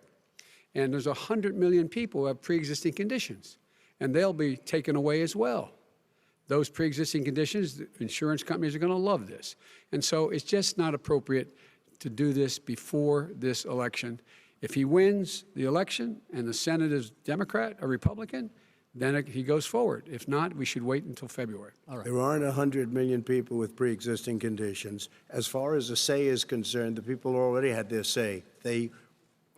Okay, Justice Ginsburg said very powerfully, very strongly, at some point, 10 years ago or so, she said a president and the Senate is elected for a period of time, but a president's elected for 4 years. We're not elected for 3 years. I'm not elected for 3 years. So we have the Senate, we have a president. He's elected to the next during election. that period of time, we have an opening. I'm not elected for 3 years. I'm elected for 4 years. And the 100 million people, Joe, the 100 million people is totally wrong. I don't know where you got that number. The bigger problem that you have is that you're going to extinguish 180 million people with their private health care that they're very That's happy with. simply not true. Well, you're certainly going to socialist. You're going to socialist medicine. We're now into, gentlemen, we're now into open discussion. Open discussion. Open discussion. Yes, I agree. Go ahead, Vice President. Number White. one, he knows that what I proposed. What I proposed is that we expand Obamacare and we increase it. We do not wipe any, and one of the big debates we had with 23 of my colleagues trying to win the nomination that I won, were saying that Biden wanted to allow people to have private insurance still. They can. They do. They will under my proposal. It's not what you've said, But and it's not what your party has said. That is simply Your party a lie. doesn't say it. Your party wants to simple. go socialist My medicine party is and me. socialist Right healthcare. now, I am and the they're going to Democratic dominate Party. you, Joe. You know that. I am the Democratic Party right now. The platform of the Not according Democratic to Party Harris. is what I, in fact, approved of. What I approved of. Now, here's the deal. The deal is that it's going to wipe out pre-existing conditions. And by the way, the 200,000 people that have died on his watch, how many of those have survived? Well, there's 7 million people that contracted COVID. What does it mean for them going forward if you strike down the Affordable Care Act? Joe, you've had pre-existing conditions? 308,000 military people dying because you couldn't provide them proper health care in the military. So don't tell me I'm about happy this. to talk about And this. if you were here, Look, it here's wouldn't the be deal. 200, it would be 2 million people because you were very late on the draw. You Late didn't on want the me to draw. ban China, which was heavily infected. You didn't want me to ban All right, gentlemen, Europe, which no, was heavily Mr. President, You would have Mr. been much President, later, Joe. Mr. President, much later. Mr. President, You're talking about 2 million people. You're not gonna be able to President, as shut the him up. moderator, we are going to talk about COVID in the next segment, but go ahead. Let me finish. The point is that the president also is opposed to Roe v. Wade. That's on the ballot as well in the court. And so that's also at stake right now. And so the election is already You don't know it's on the begun. ballot. Why is it on the ballot? Because Why is you it on the said ballot? It's not you're- on the ballot. It's on the ballot in the I court. don't think so. In the court. Well, There's nothing happening there. Donald, would you And just you don't be quiet know for a her minute? view on Roe v. Wade. You I don't don't know her know. view. Well, all right. Let's talk.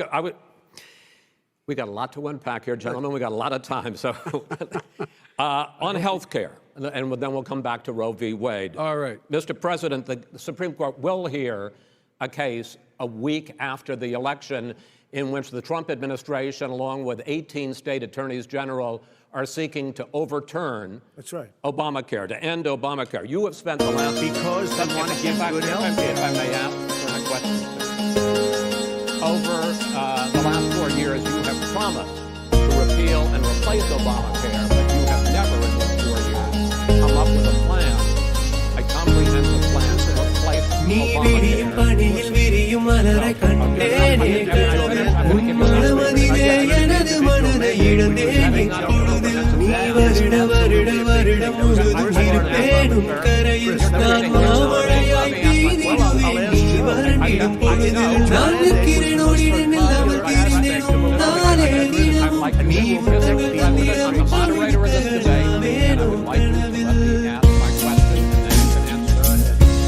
You, in the course of these 4 years, have never come up with a comprehensive plan to replace Obamacare. And just this last Thursday, you signed a largely symbolic executive order to protect people with pre-existing conditions 5 days before this debate. So my question, sir, is what is the Trump health care plan? Fine. Well, first of all, I guess I'm debating you, not him, but that's okay. I'm not surprised. Let me just tell you something, that there's nothing symbolic. I'm cutting drug prices. I'm going with favored nations, which no president has the courage to do because you're going against Big Pharma.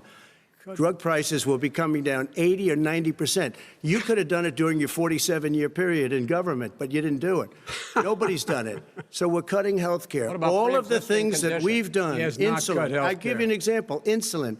It was destroying families, destroying people because I'm getting it for so cheap. It's like water, you want to know the truth, so cheap. Take a look at all of the drugs what we're doing, prescription drug prices. We're going to allow our governors now to go to other countries to buy drugs because they pay just a tiny fraction. As I say, this is open discussion. No, Let me but ask this you is about, big, you'll be happy, big stuff. Sir, you'll be happy. I'm about to pick up on one of your points to ask the Vice President, which is he points out that you would like to add a public In this option video, I'm going to be to talking about one of my Obamacare, favorite argument holidays, that he makes Halloween. and other Republicans make Celebrated on the is very that last is day going of the to month of end private October. insurance. It has a very And will- interesting history and is a day that is associated with pumpkins, It will candy, end- witches, costumes, It will end etc. private insurance and create a government takeover of health care. It does not. It's only for those people who are so poor they qualify for Medicaid. They can get that free in most states, except governors who want to deny people who are poor Medicaid. Anyone who qualifies for Medicare would, Medicaid would automatically be enrolled in the public option. The vast In this majority of video, American I'm going to be people would talking about still one of my not favorite be holidays, in that Halloween. option, number one. Celebrated on the very With last Bernie day of the month of Sanders, October, far-left, it has a pointing very manifesto interesting with history you. and is a day that is Manifesto associated with socialized pumpkins, medicine. candy, I'm not witches, gonna listen. costumes, The fact of the matter etc. is, I beat So Bernie today, Sanders. we're going to Not by answer the much. question, I how beat do him. Americans I'm celebrate not standing Halloween? facing Here we go. Pocahontas would have left Well, 2 days I tell early. you, You would have lost every primary. All he knows how to on do Super is hurt. Tuesday. You got Look, very lucky. here's the deal. I got very lucky. I'm going to get very lucky tonight as well. And tonight I'm going to make what? sure because here's the deal. What Here's the is deal. Halloween? The fact is that everything he's saying so Halloween far is based simply off the a lie. ancient I'm not feast here of to call All out his Hallows lies. Everybody Eve, knows which it's is a the lie. night before But you- All I just Saints wanna Day make on sure- November 1st and All wanna Souls make Day on sure- November Last 2nd. in your class, I- first in I- During this time, people wanna would make visit sure- cemeteries to remember their loved He ones doesn't know how to and to do that. pray for those who had Yeah, recently you know, died and had not yet reached heaven. The wrong guy, the wrong night. at Many the wrong people time. believed that on All Hallows Here's the Eve, deal. the barrier between the real world and the afterlife There is weakened, no and manifesto therefore the number spirits one. of the dead were able to return to Earth for one day out of the year. In order to prevent evil spirits from gaining vengeance on their still living enemies, many people would wear masks and costumes to disguise their identities. What this clown's Socialized, they doing. call it Mr. You Mr. have any President. do? socialized medicine. Mr. Well, I tell President, you what, he is not for any help for people needing health care. Because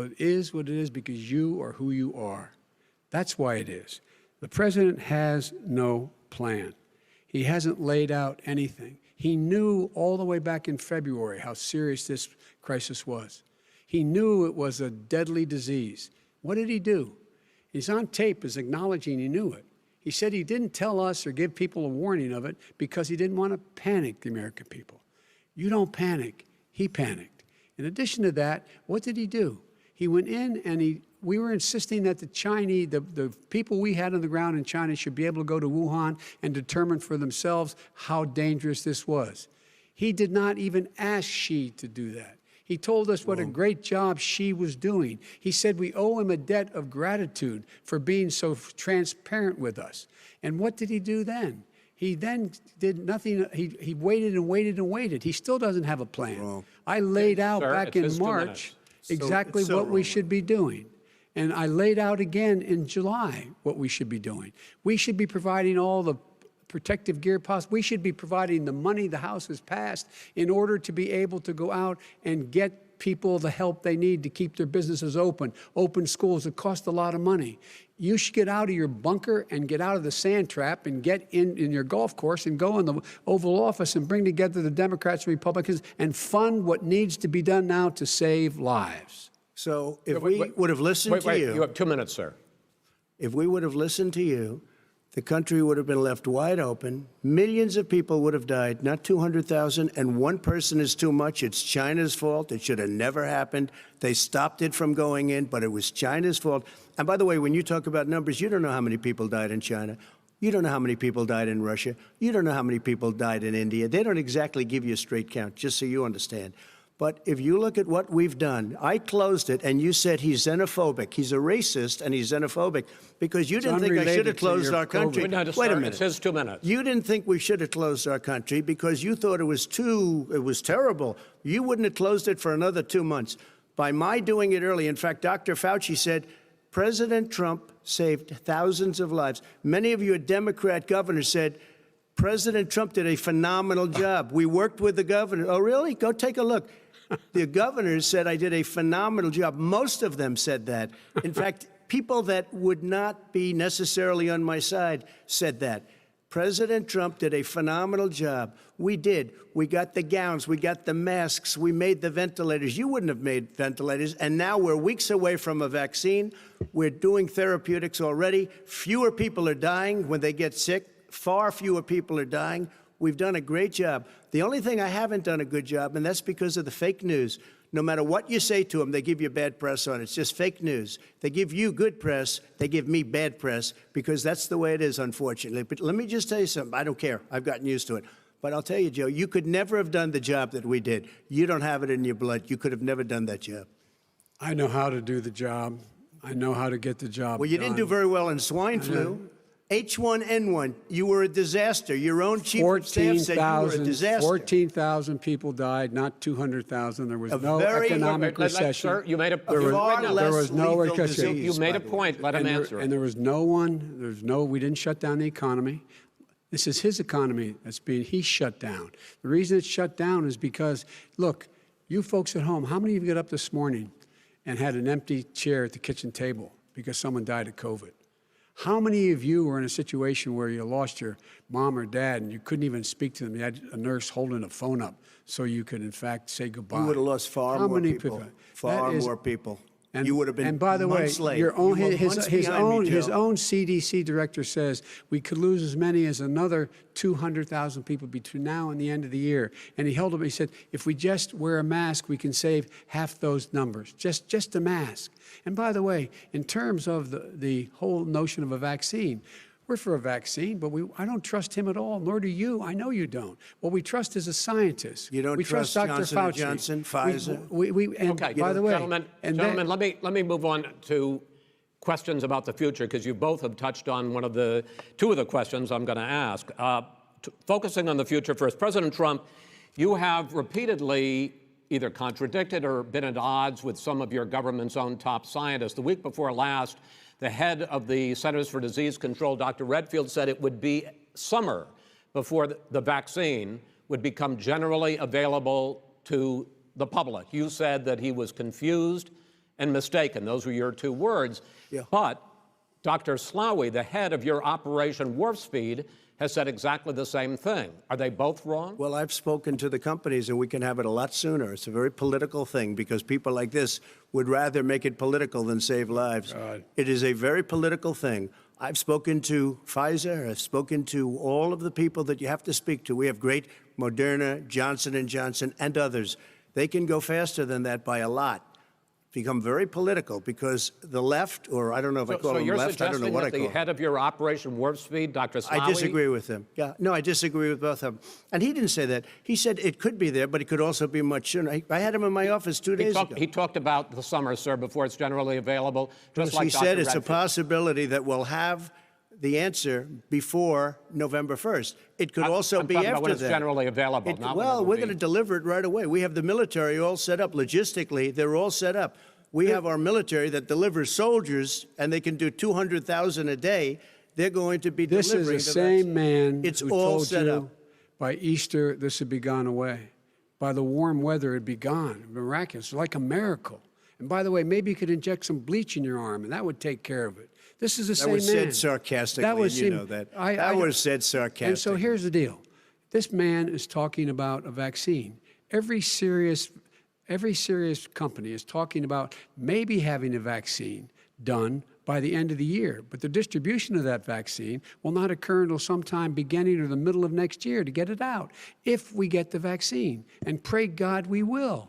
Pray God we will. Mr. Vice President, I want to pick up You'll have the vaccine sooner I want to than pick that. up on this question, though. You say the public can trust the scientists, but they can't trust President Trump. In fact, you said that again tonight. Your running mate, Senator Harris, goes further, saying the public health experts, quote, will be muzzled, will be suppressed.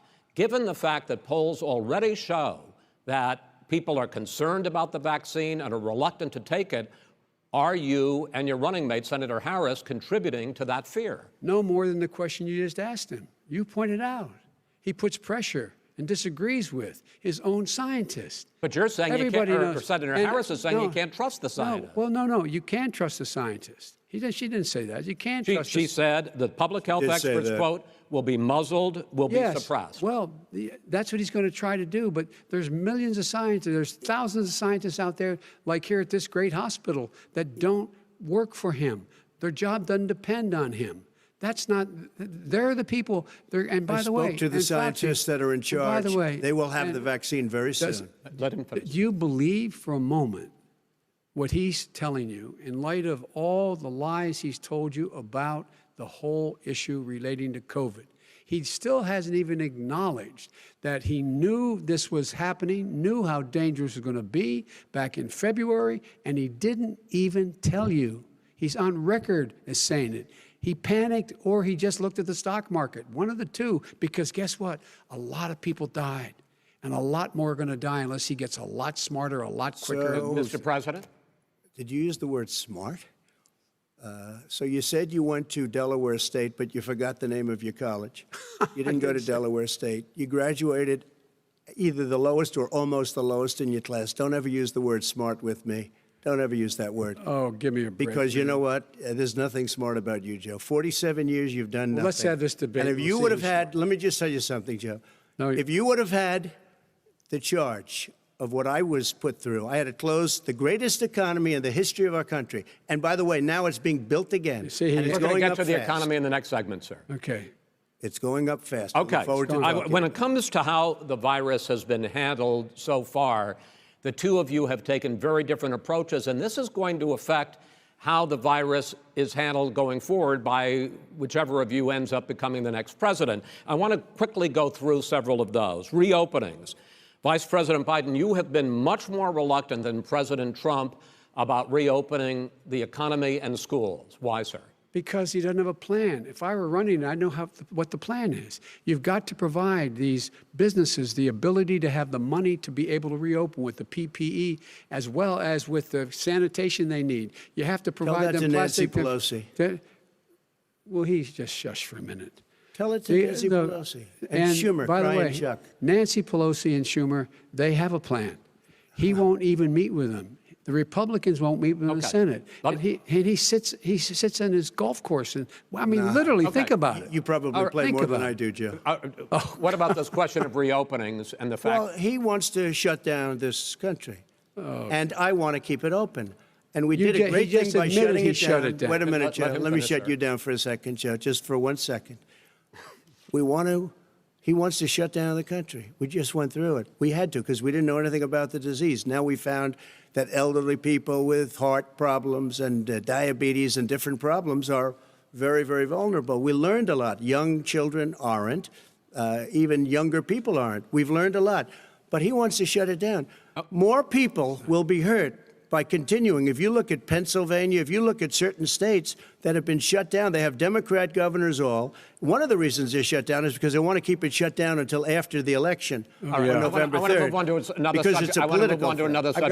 subject. But those states are not doing well that are shut down Which is right got now. to respond to that. President Trump, you have begun to increasingly question the effectiveness of masks as a disease preventer. And in fact, recently you have cited the issue of waiters touching their masks and touching plates. Are you questioning I think the masks efficacy are okay. of You have to masks? understand, if you look, I mean, I have a mask right here. I put a mask on, when I think I need it. Tonight, as an example, everybody's had a test, and you've had social distancing and all of the things that you have to. But I wear masks when needed. When needed, I wear masks. Okay, let me ask. I don't wear masks like him. Every time you see him, he's got a mask. He could be speaking 200 feet away from it. He shows up with the biggest mask I've ever seen. I will say this. Vice President Biden, go ahead, sir. Look, the way to open businesses is give them the wherewithal to be able to open. We provided money. The Congress. But I was asking you, sir, about masks. Well, masks make a big difference. His own head of the CDC said if we just wore masks between now, everybody wore masks and social distance between now and January, we'd probably save up to 100,000 lives. It matters. And they've also said the opposite. They've also said no serious person said the opposite. Well, look serious. at Dr. Fauci. Dr. Fauci said the opposite. He did not say the opposite. We got a little bit more than a minute left in this masks segment. Are not good. Then he changed his mind. He said masks good. I'm okay with masks. I want to ask you both about one last subject because your different approaches has even affected the way that you have campaigned. President Trump, you're holding large rallies with crowds packed together, thousands of people.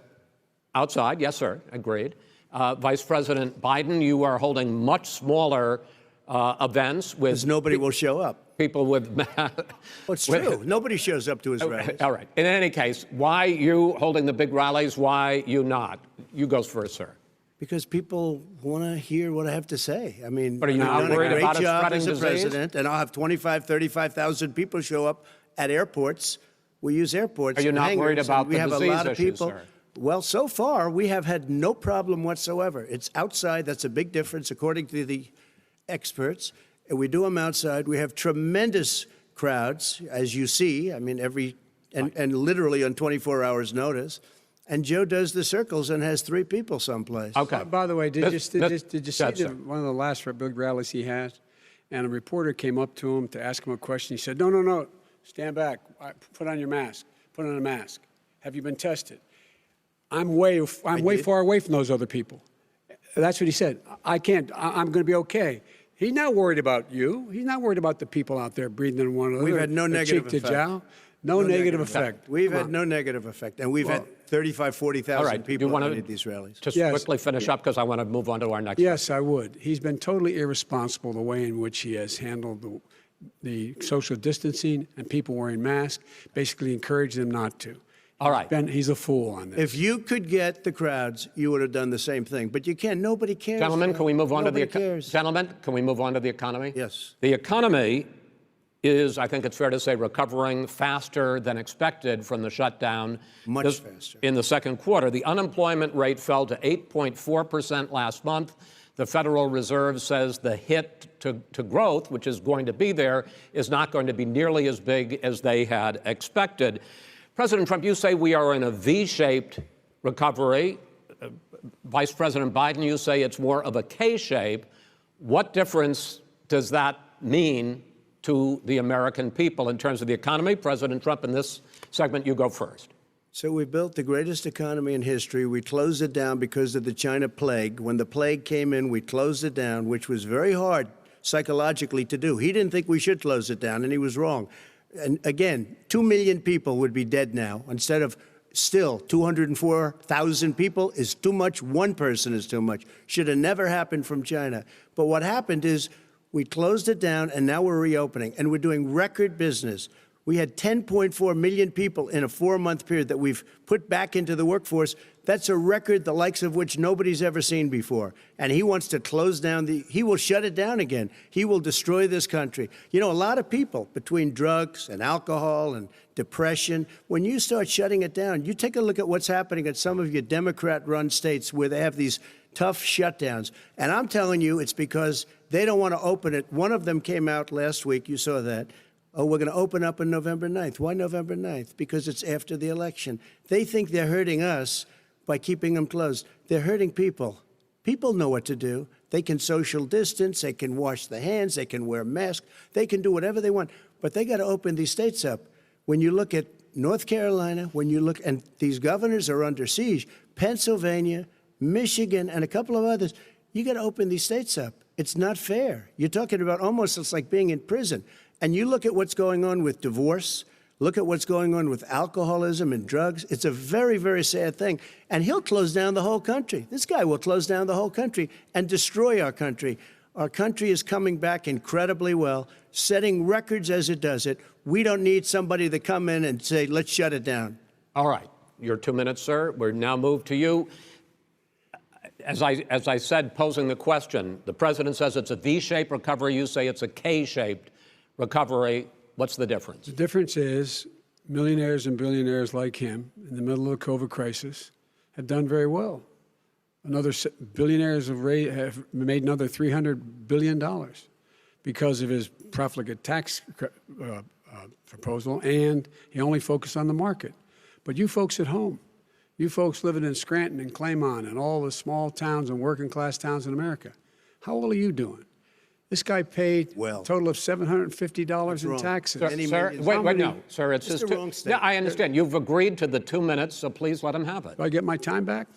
The fact is that he has, in fact, worked on this in a way that he's going to be the first president of the United States to leave office having fewer jobs in his administration than when he became president. Fewer jobs than when he became president. First one in American history. Secondly, the people who have lost their jobs are those people who have been on the front lines, those people who have been saving our lives, those people who have been out there dying, people who've been putting themselves in the way to make sure that we could all try to make it. And the idea that he is insisting that we go forward and open when you have almost half the states in America with a significant increase in COVID deaths and COVID cases in the United States of America. And he wants to open it up more. Why does he want to open it up? Why doesn't he take care of the American? You can't fix the economy until you fix the COVID crisis. And he has no intention of doing anything about making it better for you all at home in terms of your health and your safety. Schools, why aren't schools open? Because it costs a lot of money to open them safely. You know, they were going to give, his administration was going to give the teachers and school students masks. And then they decided, no, couldn't do that because it's not a national emergency. Not a national emergency. They've done nothing to help small businesses. Nothing. They're closing. 1 in 6 is now gone. He ought to get on the job and take care of the needs of the American people so we can open safely. All right. Your time is up, sir. Well, we are going to get to... I have to respond to that. Well, you both had 2 minutes, sir. Excuse me, he made a statement. So did you. People want their schools, people want their schools open. They don't want to be shut down. They don't want their state shut down. They want their restaurants. I look at New York. It's so sad what's happening in New York. It's almost like a ghost town. And I'm not sure it can ever recover what they've done in New York. People want their places open. They want to get back to their lives. They'll be careful, but they want their schools open. I'm the one that brought back football. By the way, I brought back Big Ten football. It was me, and I'm very happy to do it. And people of Ohio are very proud of me. And you know how I found out? When he took Gentlemen, a phony we're going to ad. get to your economic plans going forward in a moment. But first, Mr. President, as you well know, there's a new report that in 2016, the year you were elected president, and 2017, your first year as president, that you paid $750 a year in federal income tax each of those years. I know that you pay a lot of other taxes, but I'm asking you the specific question. Is it true that you paid $750 in federal income taxes each of those 2 years? I paid millions of dollars in taxes, millions of dollars of income tax. And let me just tell you, There was a story in one of the papers. Show us your tax I paid returns. $38 million one year. I paid $27 million Show us your tax one year. returns. I went, you'll see it as soon as it's finished. You'll see it. You know, if you want to go to the Board of Elections. There's a 118-page or so report that says everything I have, every bank I have, I'm totally under-leveraged because the assets are extremely good. And we have a very, I built Sir, a great I'm asking company. you a specific question, which But is... let me tell you. I understand all of that. Release your I tax understand return. all of that. But let me- No, Mr. President. Go ahead. I'm asking you a question. Will you tell us how much you paid in federal income taxes in 2016 and 2017? Millions of dollars. You paid millions of dollars? Millions of dollars. So yes. not 750? Millions of dollars. And you'll get to see it. I- And you'll get to see When? it. But let me just Inshallah? tell you, Chris, let me just tell you something, that it was the tax laws. I don't want to pay tax. Before I came here, I was a private developer. I was a private business people. Like every other private person, unless they're stupid, they go through the laws, and that's what it is. He passed a tax bill that gave us all these privileges for depreciation and for tax credits. We build a building and we get tax credits, like the hotel on Pennsylvania Avenue. You get a massive, which, by the way, was given to me by the Obama administration, if you can believe that. Now, the man got fired right after that happened. But Vice President Biden, you want to respond? Yeah, I do want to respond. Look, the tax code that made him, put him in a position that he pays less tax than a school teacher makes on the money a school teacher makes is because of him he says he's smart because he can take advantage of the tax code. And he does take advantage of the tax code. That's why I'm going to eliminate the Trump tax cuts. And I'm going to eliminate those tax cuts and make sure that we invest in the people who, in fact, need the help. People out there need help. But why didn't you do it over the last 25 years? Because you weren't president. Because you weren't president screwing things up. You were a senator. And You're by the way, worst you were a president vice- America has ever had. Hey, Come Joe, on. let me just tell you, Joe. I've done more in 47 months. I've done more than you've done in 47 years, Joe. We've done things that you never even thought of doing, including fixing the broken military that you gave me, including taking care of your vets. Mr. President, we're talking about the economy. I'd like to ask you about your plans going forward because, Mr. Vice President, your economic plan, if you were to be elected president, focuses a lot on big government, big taxes, big spending. I want to focus first on the taxes. You propose more than $4 trillion over a decade in new taxes on individuals making more than $400,000 a year and on corporations. President Trump says that that kind of an increase in taxes is going to hurt the economy as it's just coming out of a recession. Well, just take a look at what the analysis done by Wall Street firms. Points out that my economic plan would create 7 million more jobs than his in 4 years, number one. And number two, it would create an additional $1 trillion in economic growth because it would be about buying American. That we're going to make, this federal government spends $600 billion a year on everything from ships to steel to buildings and the like. And under my proposal, we're going to make sure that every penny of that has to be made by a company. But respectfully, sir, I'm talking about taxes, not spending. By the way, I'm going to eliminate a significant number of the tax. I'm going to make the corporate tax 28%. It shouldn't be 21%. You have 91 companies, in the Fortune 500, who don't pay a single penny in tax, making billions of dollars. Why didn't you do it before when you were vice president with Obama? Because you, in fact, passed that.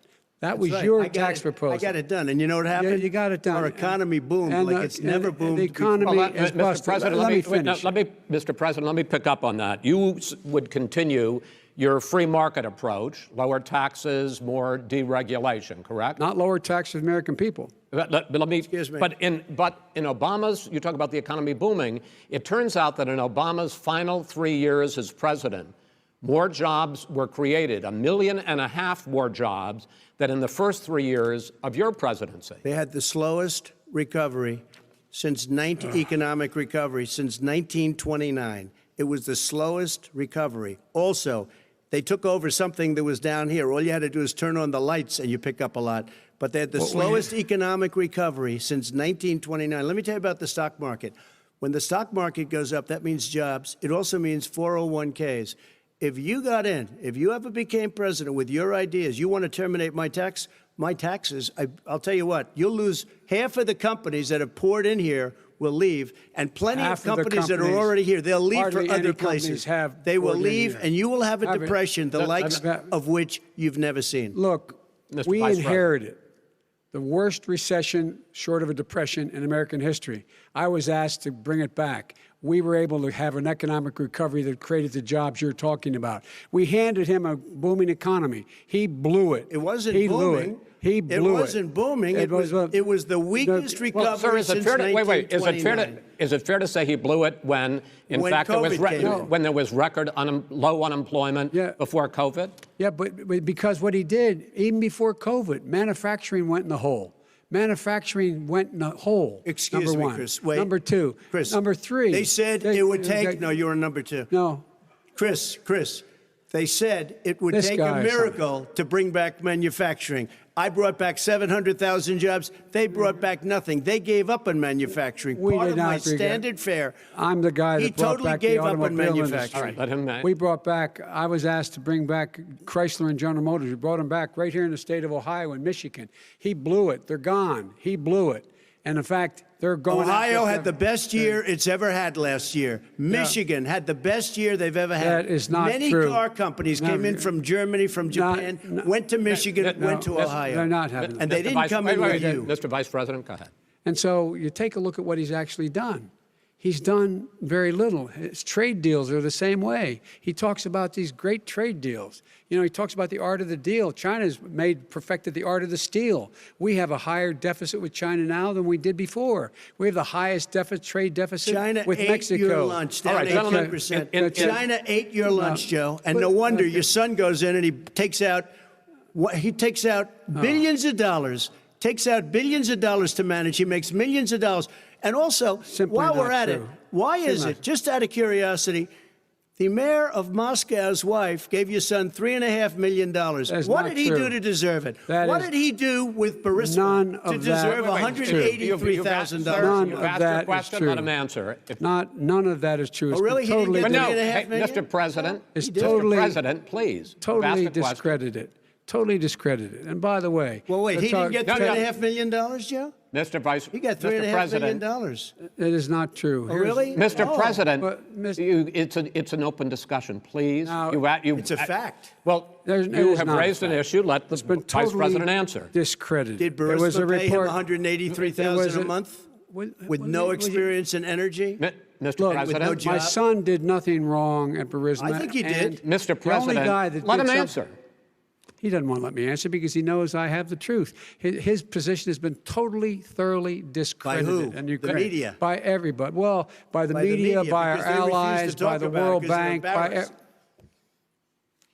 by everyone has discredited. Matter of fact, even Mr. the people President, who please stop. testified under oath. So let me under ask you oath, this, under- Joe. under No, oath. go ahead, Mr. I'm listening to Even you. the people under. He got $3.5 million from testified- Moscow. He testified under oath in his administration, said, I did my job and I did it very well. Oh, I really? did it I'd like to honorably. know who they are. Well, I'll give you the list I'll of the fire people who them. testified. No, go ahead, sir. Sure, you've already fired most of them because they did a good Because job. some people don't well, do a good here's job. The, With you, Go they ahead. say You get here's the the wait a deal. minute. You get the final word, Mr. well, it's hard to get any word in with this clown. Excuse me, this. Hey, this let me just person. say, Joe. No. I'm Mr. President. I'm $3.5 Mr. million, President. Joe. That is simply Why did not he true. deserve $3.5 million It from did- Moscow? Look, here's the deal. We want to talk about families and ethics. I don't want to do that. I mean, his family we could talk about all night. His family's My already. family, No, let him go. my family already lost wrote- a fortune by Go coming down ahead. and helping Go us ahead. with Go ahead, government. sir. And that's such a they're right That's here. it, Mr. That's President. such a Every great. single one of them lost This a is not fortune about President. my coming and family or helping his us with family. It's government. about your family, They the didn't American collect people. $3.5 million He for doesn't. nothing. That's not true. It doesn't want to talk about what you need. You, the American people. It's about you. That's what we're talking about you here. should All right, Not that's the end of the Shouldn't have segment. taken the money. We're moving on. He didn't take them. Well, Vice it's a very- President, but Chris, no, can I be honest? It's a very important Try to be question. honest. No, He I stood get it. up. No, he stood up, the answer to and the he question is no. threatened Ukraine. No, sir. With $1 billion, if you don't That get rid of is the force. You know what? You're absolutely not stop. true. You're on tape You're- doing it. You're going to Not have tape. True. Gentlemen. Is- I hate to raise Chris, my voice, but he's it on seems tape. to be, why should I be different than the two of you? So here's the Got a deal. good point. We have 6 segments. We have ended that segment. We're going to go to the next segment. In that segment, you each are going to have 2 uninterrupted moments. In those 2 uninterrupted minutes, Mr. President, you can say anything you want. I'm going to ask a question about race, but if you want to answer about something else, go ahead. But I think that the country would be better served if we allowed both people to speak with fewer interruptions. I'm appealing to you, sir, to do that. Well, and him too. Well, frankly, you've been doing more interrupting Well, that's than all he right, has. but he does plenty. Well, less than, Yeah, sir, less does than, plenty. no, less than you have. Let's please continue on. The issue of race. Vice President Biden, you say that President Trump's response to the violence in Charlottesville 3 years ago, when he talked about very fine people on both sides, was what directly led you to launch this run for president. Oh, yeah, sure. President Trump, you have often said that you believe you have done more for Black Americans than any president, with the possible exception of Abraham Lincoln. My question for the 2 of you is, why should voters trust you rather than your opponent to deal with the race issues facing this country over the next 4 years? Vice President Biden, you go first. It's about equity and equality. It's about decency. It's about the Constitution. And we have never walked away from trying to require equity for everyone, equality for the whole of America. But we've never accomplished it. But we've never walked away from it like he has done. It is true. The reason I got in the race is when those people, close your eyes, remember what those people look like coming out of the fields carrying torches, their veins bulging, just spewing anti-Semitic bile, and accompanied by the Ku Klux Klan. A young woman got killed. And they asked the president what he thought. He said there were very fine people on both sides. No president has ever said anything like that. It is who's now, 2 second, minutes, sir. Second point I'd make to you is that when Floyd was killed, when Mr. Floyd was killed, there was a peaceful protest in front of the White House. What did he do? He came out of his bunker, had the military use tear gas on him so he could walk across to a church and hold up a Bible. And then what happened after that? The bishop of that very church said that it was a disgrace. The general who was with him said all he ever wants to do is divide people, not unite people at all. This is a president who has used everything as a dog whistle to try to generate racist hatred, racist division. This is a man who, in fact, you talk about helping African Americans. 1 in 1,000 African Americans has been killed because of the coronavirus. And if he doesn't do something quickly, by the end of the year, 1 in 500 will have been killed. 1 in 500 African Americans. This man is a savior of African Americans. This man cares at all. This man's done virtually nothing. Look, the fact is that you have to look at what he talks about. You have to look at what he did. And what he did has been disastrous for the African American community. So, President Trump, you have 2 minutes. Why should Americans trust you over your opponent to deal with racism? he did a crime bill, 1994, where you call them super predators, African Americans, the super predators, and they've never forgotten it. They've never forgotten it, Joe. No, sir, it's his 2 minutes. So you did that, and they call you a super predator, and I'm letting people out of jail now that you have treated the African American population community, you have treated the Black community about as bad as anybody in this country. You did the and that's why, if you look at the polls, I'm doing better than any Republican has done in a long time, because they saw what you did. You call them super predators, and you've called them worse than that, because you look back at your testimony over the years, you've called them a lot worse than that. As far as the church is concerned, and as far as the generals are concerned, we just got the support of 250 military leaders and generals, total support. Law enforcement, almost every law enforcement group in the United States. I have Florida, I have Texas, I have Ohio, I have Portland. The sheriff just came out today and he said, I support President Trump. I don't think you have any law enforcement. You can't even say the word law enforcement, because if you say those words, you're going to lose all of your radical left supporters. And why aren't you saying those words, Joe? Why don't you say the words law enforcement? Because you know what? If they called us in Portland, we would put out that fire in a half an hour, but they won't do it because they're run by radical left Democrats. If you look at Chicago, if you look at any place you want to look, Seattle, they heard we were coming in the following day, and they put up their hands, and we got back Seattle. Minneapolis, we got it back, Joe, because we believe in law and order, but you don't. The top 10 cities and just about the top 40 cities are run by Democrats and in many cases radical left. And they've got you wrapped around their finger, Joe, to a point where you don't want to say anything about law and order. And I'll tell you what, the people of this country want and demand law and order, and you're afraid to even say it. All right. I want to return to the question of race. Vice President Biden, after the grand jury in the Breonna Taylor case decided not to charge any of the police with homicide, you said it raises the question, quote, whether justice could be equally applied in America. Do you believe that there is a separate but unequal system of justice for blacks in this country? Yes, there is. There's systemic injustice in this country, in education and work and in law enforcement and the way in which it's enforced. But look, the vast majority of police officers are good, decent, honorable men and women. They risk their lives every day to take care of us. But there are some bad apples. And when they occur, when they find them, they have to be sorted out. They have to be held accountable. They have to be held accountable.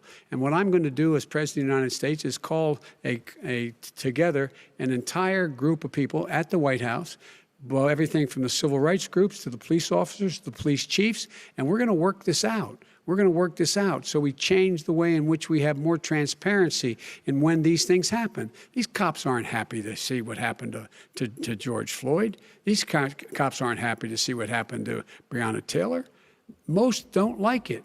But we have to have a system where people are held accountable. And by the way, violence in response is never appropriate. Never appropriate. Peaceful protest is. Violence is never appropriate. All right, what is peaceful protest? When they run through the middle of the town and burn down your stores and kill people all over the place, that and you is say not peaceful protest? President Trump, No, it's I'm not not, asking. but you say it is. President Trump, I'd like to continue with the issue of race. I promise we're going to get to the issue of law and order in a moment.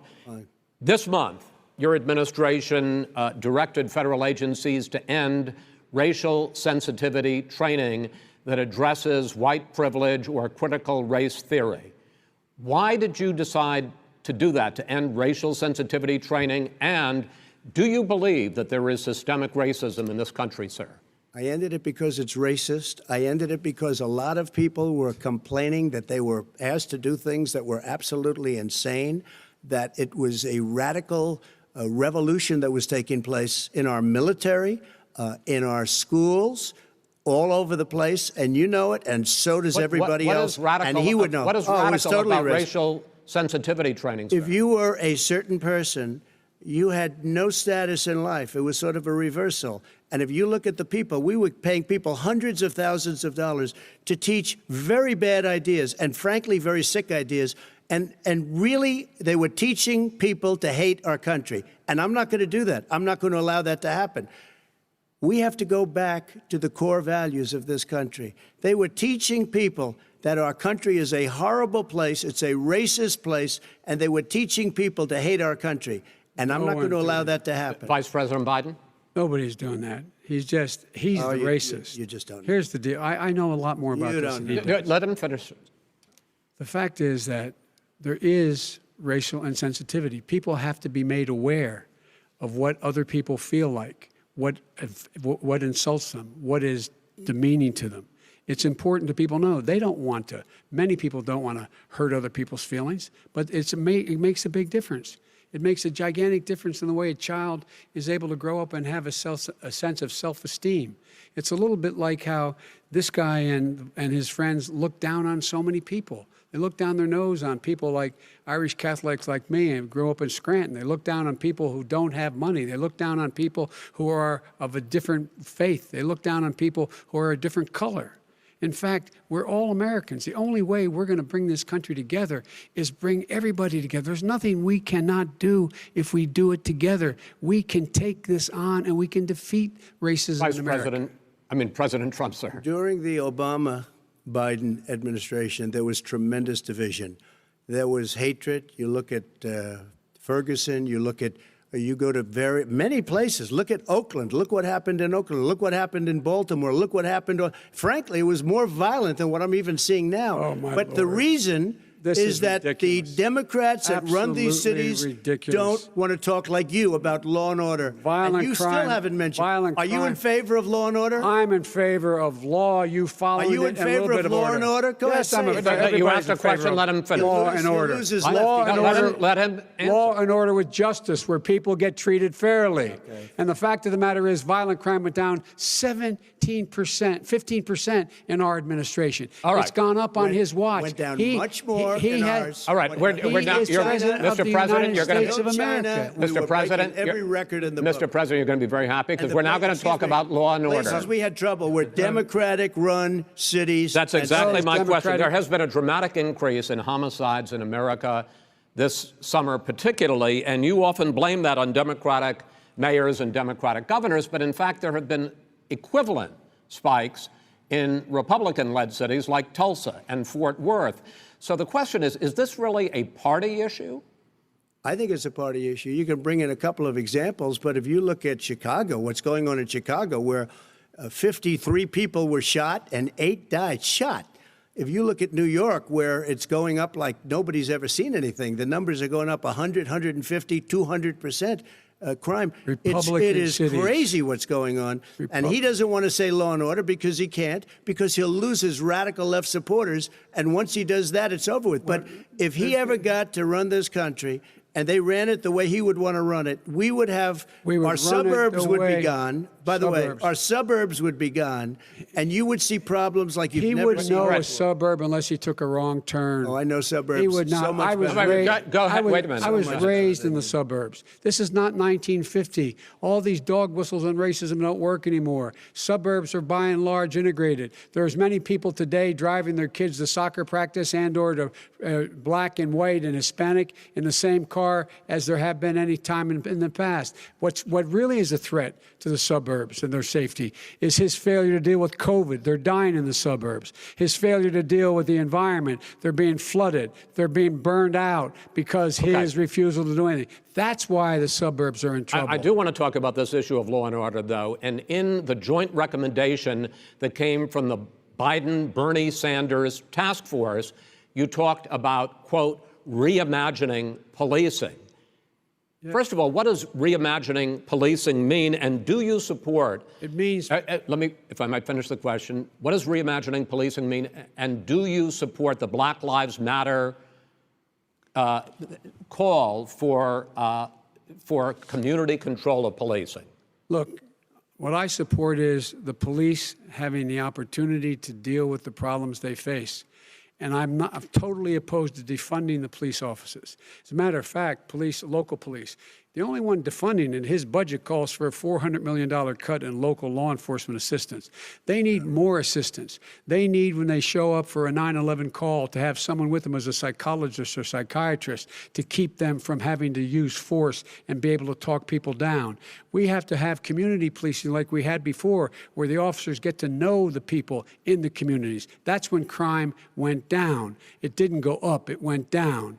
And so we have to be engaged. That's not what in they're prevent- talking about, That's- Chris. That's well, not what that- they're talking about. that's He's talking about exactly- defunding the police. That is not true. He doesn't have any law Would you- support. look, He has no law enforcement That's not support. true. Almost That's nothing. look, Oh, really? Who do you have? Name one group that supports you. Name one group that came out and supported you. Go Look, ahead. look. Think. We have time. we don't have time to do No, anything. think All right. about it. Look, Name folks, one law enforcement group that came out and I think, supported gentlemen, you, I think Joe. I'm going to take back the There aren't. moderator's I don't role, think there and are any. I want to get to another subject, which is the issue of protests in many cities that have turned violent. In Portland, Oregon, especially, we had more than 100 straight days of protests, which I think you would agree. You talk about peaceful protests. Many of those turned into riots. Mr. Vice President, you say that people who commit crimes should be held accountable. The question I have, though, is, as the Democratic nominee, and earlier tonight you said that you are the Democratic Party right now, have you ever called the Democratic mayor of Portland or the Democratic governor of Oregon and said, hey, you got to stop this, bring in the National Guard, do whatever it takes, but you stop the days and months of violence in Portland? I don't hold public office now. I am a former vice president. I've made it clear in my public statements that the violence should be prosecuted. It should be prosecuted, and anyone who commits it But should you've be never prosecuted. called for the people, He's never the said leader. that. Excuse me, sir. You have never called for the leaders in Portland and in Oregon to Because bring they- in the National Guard and knock Well, no. off 100 days of riots. They can, in fact, take care of it if he just stay out of the way. Look here. Oh, really? Here, Oh, really? here's the thing. I sent in the wait, I U.S. asked him a Marshals to question. get the killer No, of the young man in the middle of the street. They shot him, and for 3 Mr. days, President Trump, Portland President wouldn't do Trump, anything. I please had to send interrupt in and- the U.S. Marshals. President They Trump, took care of business. Go ahead, sir. And by the way, his own former spokesperson said, riots and chaos and violence help his cause. That's what this is all about. I don't know who said that. I do. Who? I think Kellyanne Conway. I don't think she said that. She said that. I don't- And so here's the All right. But here's the point. Go The ahead, point sir. is that that's what keeps trying to rile everything up. He doesn't want to calm things down. Instead of going in and talking to people and saying, let's get everybody together, figure out how to deal with this. What's he do? He just pours gasoline in the fire constantly, every single solitary Okay, time. and to end this, button up this segment, I'm going to give you a minute to answer, sir.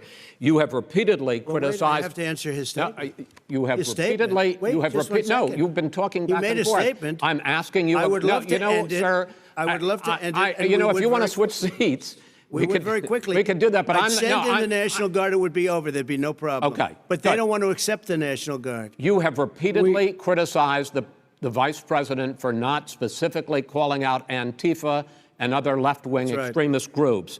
But are you willing tonight to condemn white supremacists and militia groups and to say that they need to stand down and not add to the violence in a number of these cities, as we saw in Kenosha and as we've seen in Portland? Sure, are you I'm willing prepared to do specifically that, but do it? Well, I go would ahead, say sir. I would say almost everything I see is from the left wing, not from the right wing. So what are you saying? I'm willing to do anything. I want to see Well, peace. then do it, sir. Say it. Do it. Say it.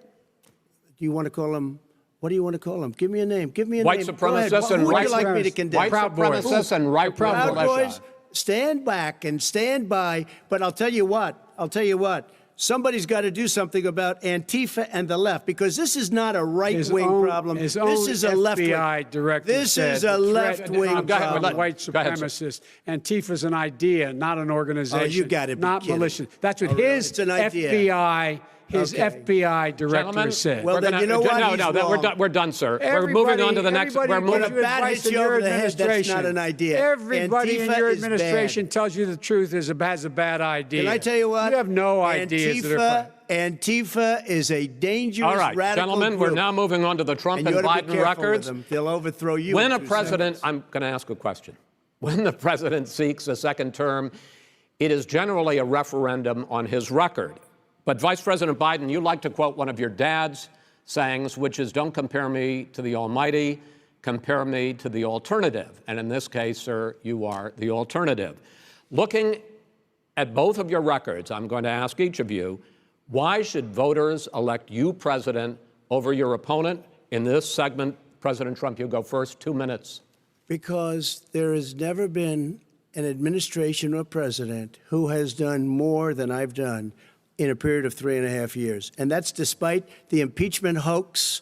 And you saw what happened today with Hillary Clinton, where it was a whole big con job.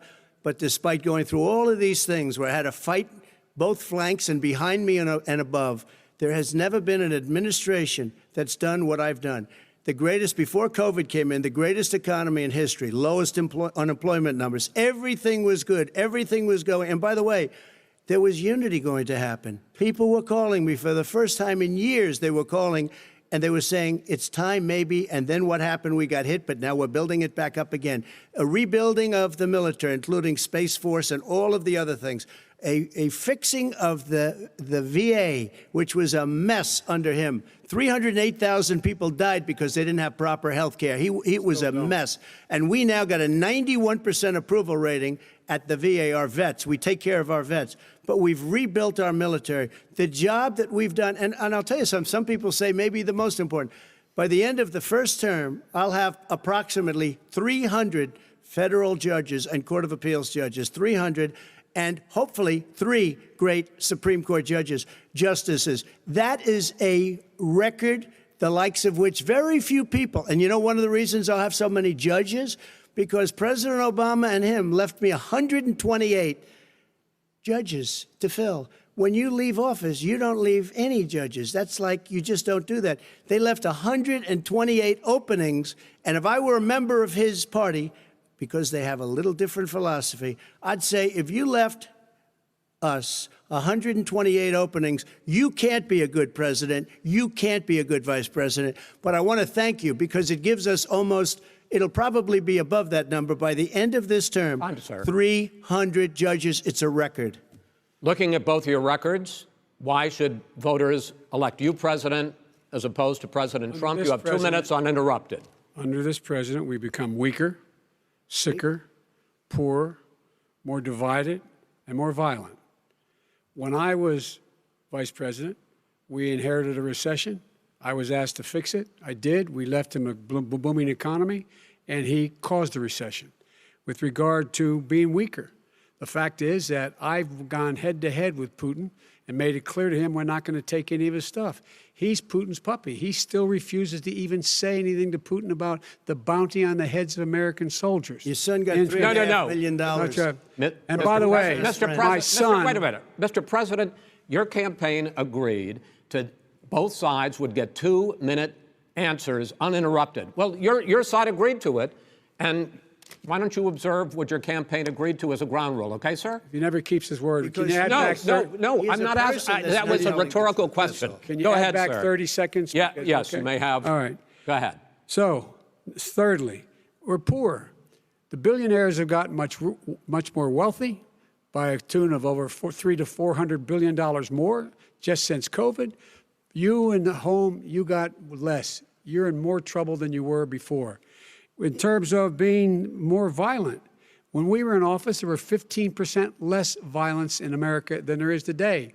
He's president of the United States. It's on his watch. And with regard to more divided, the nation can't stay divided. We can't be this way. And speaking of my son, the way you talk about the military, the way you talk about them being losers and being and just being suckers. My son was in Iraq. He spent a year there. He got the Bronze Star. He got the Conspicuous Service Medal. He was not a loser. He was a patriot, and the people left behind there were heroes. Really? And I resent. Are you talking like about hell. Hunter? Are you talking about Hunter? I'm talking about my son, Beau Biden. You're talking about. I don't know Beau. I know Hunter. Yeah, Hunter got thrown out of the military. He was thrown out, dishonorably discharged. That's not true. He wasn't dishonorably cocaine use. And he didn't have a job until you became vice president. And once you became vice president, he made a fortune in Ukraine, in China, in Moscow, that is simply and various not other places. True. He made a fortune. My son. And he didn't have a job. My son, like a lot of people we know at home, had a drug problem. He's overtaken it. He's fixed it. He's worked on it, and I'm proud of him. But why was he given tens of millions of dollars? But he wasn't given tens of millions of dollars. That is totally discredited. We've already been through. Totally discredited. We've already been through this. I think the American people would rather hear about more substantial subjects. Well, you know, as the moderator, sir, I'm going to make a judgment call here. Gets $3.5 million from the mayor of Moscow. Let's talk about not true. Gentlemen, that report is totally discredited. Mitt Romney on that committee said it wasn't worth taxpayers' money, that report. It was written for political reasons. You know, I'd like to talk about climate change. So would I. Okay. The forest fires in the West are raging now. They have burned millions of acres. They have displaced hundreds of thousands of people. When state officials there blame the fires on climate change, Mr. President, you said, I don't think the science knows. Over your 4 years, you have pulled the U.S. out of the Paris Climate Accord. You have rolled back a number of Obama environmental records. What do you believe about the science of climate change? And what will you do in the next 4 years to confront it? I want crystal clean water and air. I want beautiful, clean air. We have now the lowest carbon. If you look at our numbers right now, we are doing phenomenally. But I haven't destroyed our businesses. Our businesses aren't put out of commission. If you look at the Paris Accord, it was a disaster from our standpoint. And people are actually very happy about what's going on because our businesses are doing well. As far as the fires are concerned, you need forest management in addition to everything else. the forest floors are loaded up with trees, dead trees that are years old, and they're like tinder, and leaves and everything else. You drop a cigarette in there, the whole forest burns down. You've got to have forest management. What do you You've got to have believe? cuts. What do you believe about the science of climate change, sir?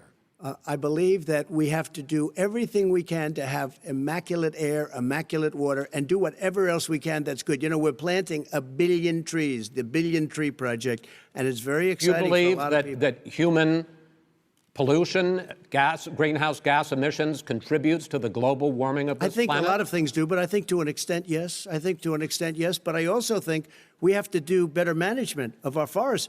Every year, I get the call, California's burning. California's burning.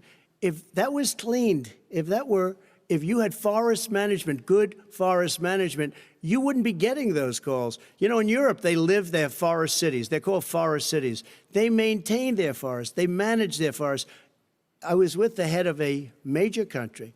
It's a forest city. He said, sir, we have trees that are far more, they ignite much easier than California. There shouldn't be that problem. I spoke with the governor about it. I'm getting along very well with the governor. But I said, you know, at some point, you can't every year have hundreds of thousands of acres of land just burned to the ground.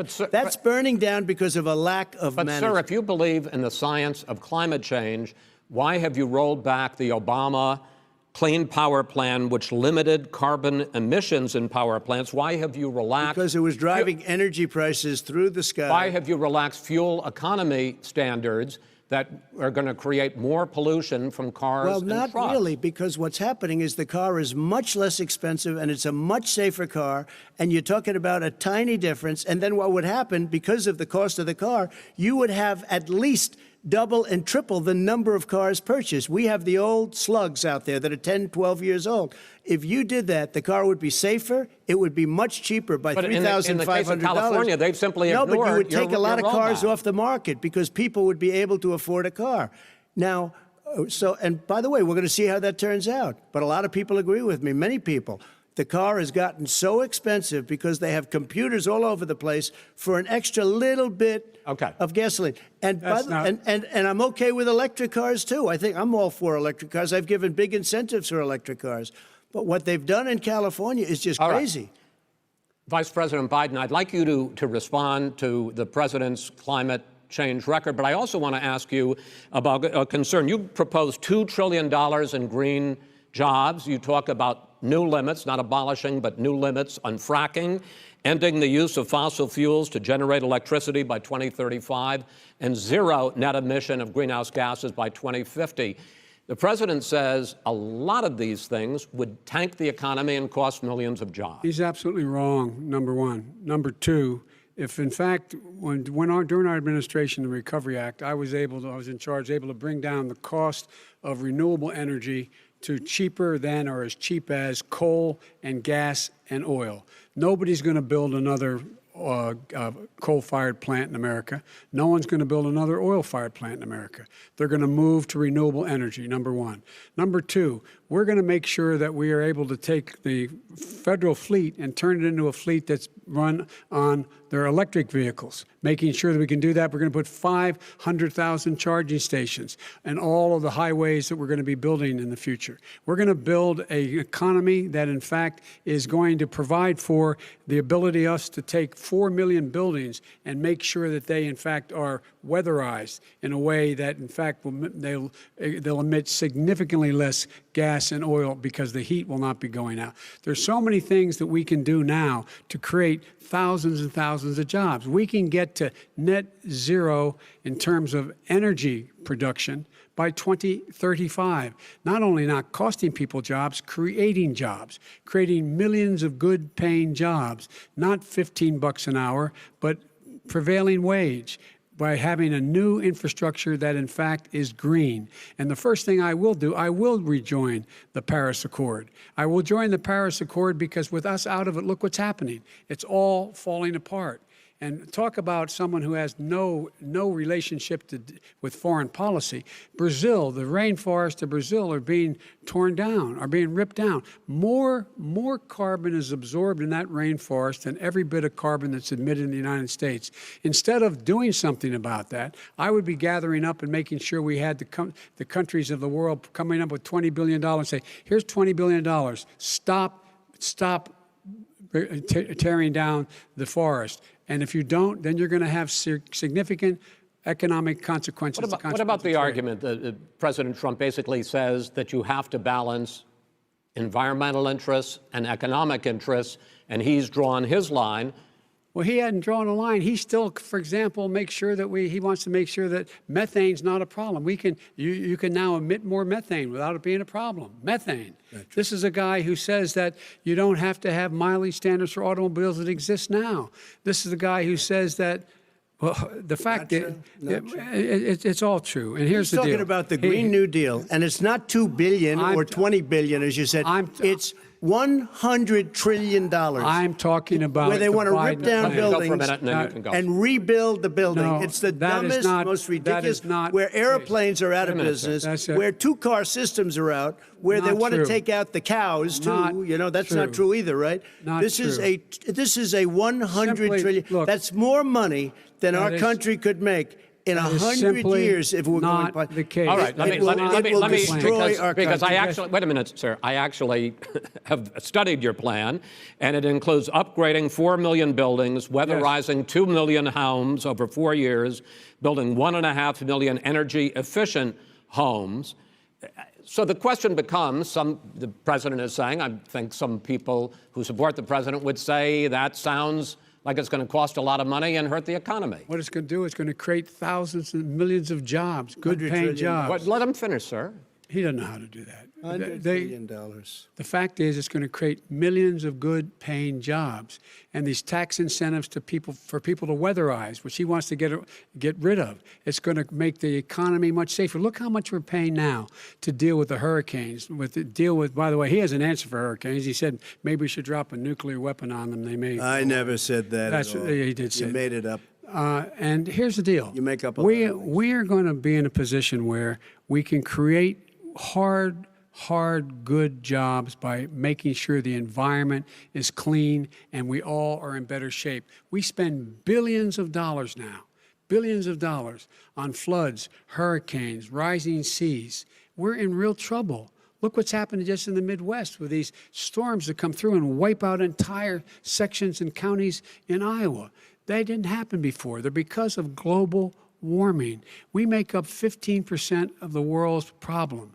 But the rest of the world, we've got to get them to come along. That's why we have to get back into the Paris Accord. All right, gentlemen. Wait a minute, Chris. So why didn't he do it for 47 years? You were vice president. Why didn't you get the world? China sends up real dirt into the air. Russia does. India does. They all do. We're supposed to be good. And by the way, he made a couple of statements. The Green New Deal is $100 trillion, that is not not $20 my billion. plan. That's the Green New you want to Deal rebuild every is building. not my plan. You want to rebuild every. If he knew anything about, if he knew anything he made a about, statement about the military. He said I said something about the military. He and his friends made it up, and then they went with it. I never said it. Okay. That is what not he true. did Sir, is he you're done said in this segment. he called the military Mr. Vice President, stupid bastards. I and he did said not it on say tape. that. He said Mr. stupid Please, bastards. He sir, said it. stop. I would never say that to the military. Play it. Go ahead.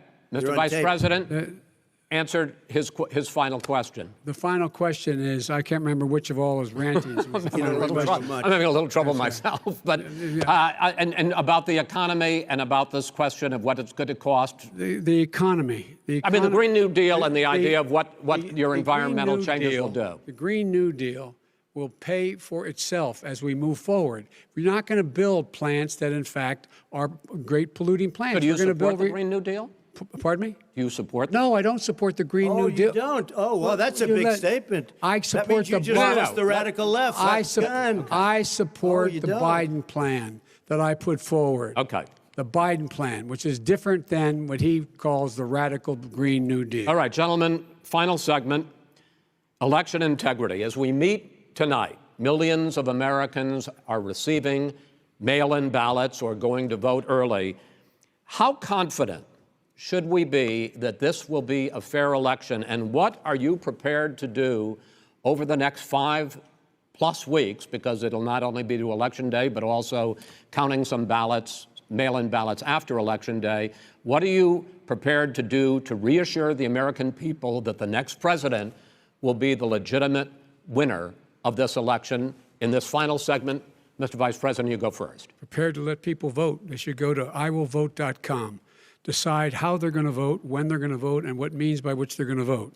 His own Homeland Security Director, and as well as the FBI Director, says there is no evidence at all that mail-in ballots are a source of being manipulated and cheating. They said that. The fact is that there are going to be millions of people because of COVID that are going to be voting by mail-in ballots, like he does, by the way. He sits behind the Resolute desk and sends his ballot to Florida, number one. Number two, we're going to make sure that those people who want to vote in person are able to vote, because enough poll watchers are there to make sure they can socially distance. The polls are open on time, and the polls stay open until the votes are counted. And this is all about trying to dissuade people from voting, because he's trying to scare people into thinking that it's not going to be legitimate. Show up and vote. You will determine the outcome of this election. Vote, vote, vote. If you're able to vote early in your state, vote early. If you're able to vote in person, vote in person. Vote whatever way is the best way for you, because he cannot stop you from being able to determine the outcome of this election. And in terms of whether or not, when the votes are counted, and they're all counted, that will be accepted. If I win, that will be accepted. If I lose, that'll be accepted. But by the way, if in fact he says he's not sure what he's going to accept, well, let me tell you something. It doesn't matter, because if we get the votes, it's going to be all over. He's going to go. He can't stay in power. It won't happen. It won't happen. So vote. Just make sure you understand you have it in your control to determine what this country is going to look like the next 4 years. Is it going to change, or are you going to get 4 more years of these lies? Mr. President, 2 minutes. So when I listened to Joe talking about a transition, there's been no transition from when I won. I won that election. And if you look at crooked Hillary Clinton, if you look at all of the different people, there was no transition, because they came after me trying to do a coup. They came after me spying on my campaign. They started from the day I won, and even before I won, from the day I came down the escalator with our First Lady. They were a disaster. They were a disgrace to our country. And we've caught them. We've caught them all. We've got it all on tape. We've caught them all. And by the way, you gave the idea for the Logan Act against General Flynn. You better take a look at that, because we caught you in a sense. And President Obama was sitting in the office. He knew about it too. So don't tell me about a free transition. As far as the ballots are concerned, it's a disaster. A solicited ballot, okay, solicited is okay. You're soliciting, you're asking, they send it back, you send it back. I did that. If you have an unsolicited, they're sending millions of ballots all over the country. There's fraud. They found them in creeks. They found some with the name Trump, just happened to have the name Trump just the other day in a waste paper basket. They're being sent all over the place. They sent 2 in a Democrat area. They sent out 1,000 ballots. Everybody got 2 ballots. This is going to be a fraud like you've never seen. The other thing, it's nice on November 3rd, you're watching and you see who won the election. And I think we're going to do well, because people are really happy with the job we've done. But you know what?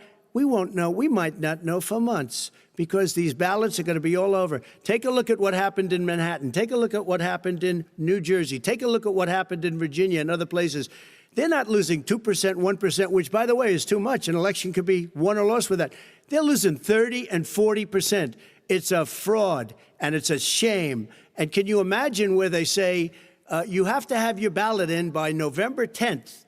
November 10th. That means that's 7 days after the election, in theory, should have been announced. Okay. We have major states with that, sir, all run by Democrats. 2 minutes is 2 minutes. All run by Democrats. It's President Trump, it's a rigged election. You're going to be able to continue.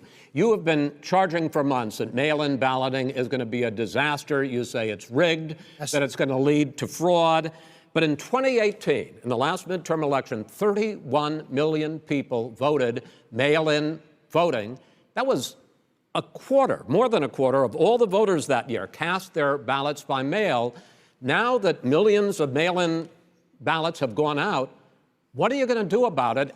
And are you counting on the Supreme Court including a Justice Barrett, to settle any dispute? Yeah, I think I'm counting on them to look at the ballots, definitely. I don't think I hope we don't need them in terms of the election itself. But for the ballots, I think so. Because what's happening is incredible. I read today, where at least 1% of the ballots for 2016 were invalidated. They take them, we don't like them, we don't like them. But what are you going to do about it? If there are millions of ballots going out right now, what you do is you go and vote. You do a solicited ballot, and that's okay, or you go and vote. I'm asking you about the fact that millions of people You go and vote. You go and vote. But what I'm saying is, what are you going to do about the fact that millions of people... You either do, Chris, a solicited ballot where you're sending it in, they're sending it back, and you're sending... They have mailmen with lots of it. Did you see what's going on? Take a look at West Virginia, mailmen selling the ballots. They're being sold. They're being dumped in rivers. This is a horrible thing for our country. This is not going to end well. There is no evidence This is of that. not going to end well. 5 states have had go ahead, mail-in sir. ballots for the last decade or more. 5, including 2 Republican states. And you don't have to solicit the ballot. It's sent to you. It's sent to your home. What they're saying is that it has to be a postmark by election day. If it doesn't get in till the 7th, 8th, 9th, it still should be counted. He's just afraid of counting the votes because he knows the outcome. You're wrong. I want to continue with you on this, Vice President Biden. Chris, he's so wrong when he makes a statement like that. Excuse me, Vice President Biden, the biggest problem, in fact, over the years with mail-in voting has not been fraud historically. It has been that sizable numbers, sometimes hundreds of thousands of ballots are thrown out because they have not been properly filled out, or there is some other irregularity, or they missed the deadline. So the question I have is, are you concerned that the Supreme Court with a Justice Barrett will settle any dispute? I'm concerned that any court would settle this because here's the deal. When you get a ballot and you fill it out, you're supposed to have an affidavit. If you didn't know, you have someone say that this is me. You should be able to, if in fact you can verify that's you before the ballot is thrown out, that's sufficient to be able to count the ballot because someone made a mistake and not dotting the correct I. Who they voted for, testify, say who they voted for, say it's you, that is totally legitimate. All right. Excuse me, Chris, when you have 80 million ballots I have a final sending question. and swamping the system, you know it can't be done. You know it can't. And already there's been so fraud. Now, mail service delivers 185 million pieces of mail a day. In 8 states, we can keep talking. In 8 states, election workers are prohibited currently by law, 8 states, from even beginning to process ballots, even take them out of the envelopes and flatten them until Election Day. That means that it's likely, because there's going to be a huge increase in mail-in balloting, that we are not going to know on election night who the winner is, that it could be days, it could be weeks. Could be months. Until we find out who the new president is. So first for you, sir, finally for the vice president, I hope neither of you will interrupt the other. Will you urge your supporters to stay calm during this extended period, not to engage in any civil unrest? And will you pledge tonight that you will not declare victory until the election has been independently certified? President Trump, you go first. I'm urging my supporters to go into the polls and watch very carefully, because that's what has to happen. I am urging them to do it. As you know, today there was a big problem. In Philadelphia, they went in to watch. They're called poll watchers, a very safe, very nice thing. They were thrown out. They weren't allowed to watch. You know why? Because bad things happen in Philadelphia, bad things. And I am urging my people. I hope it's going to be a fair election. If it's a fair election, I am 100% on board. But if I see tens of thousands of ballots being manipulated, I can't go along with that. And I'll tell you what, does that mean, from a common sense, does that mean you're going to tell your people to take to the street? It means you have a fraudulent election. You're sending out 80 million ballots. They're not equipped to. These people aren't equipped to handle it. Number one. Number two, they cheat. They cheat. Hey, they found ballots in a waste paper basket 3 days ago, and they all had the name military ballots. They were military. They all had the name Trump on them. Vice President you think Biden, that's good? Vice President Biden, final question for you. Will you urge your supporters to stay calm while the vote is counted, and will you pledge not to declare victory until the election is independently certified? Yes, and here's the deal. We count the ballots, as you pointed out. some of these ballots in some states can't even be opened until Election Day. And if there's thousands of ballots, it's going to take time to do it. And by the way, our military, they've been voting by ballots since the end of the Civil War, in effect. And that's what's going to happen. Why was it not? Why is it for them somehow not fraudulent? It's the same process. It's honest. No one has established at all that there is fraud related to mail-in ballots, that somehow it's a fraudulent process. It's already been established. Take a look at Carolyn Maloney's race. I asked you had an opportunity to respond. Look at Carolyn Maloney. Go ahead. They have no idea what happened. Vice President Biden, go ahead. He has no idea what he's talking about. Here's the deal. The fact is, I will accept it, and he will too. You know why? Because once the winner is declared, after all the ballots are counted, all the votes are counted, that'll be the end of it. That'll be the end of it.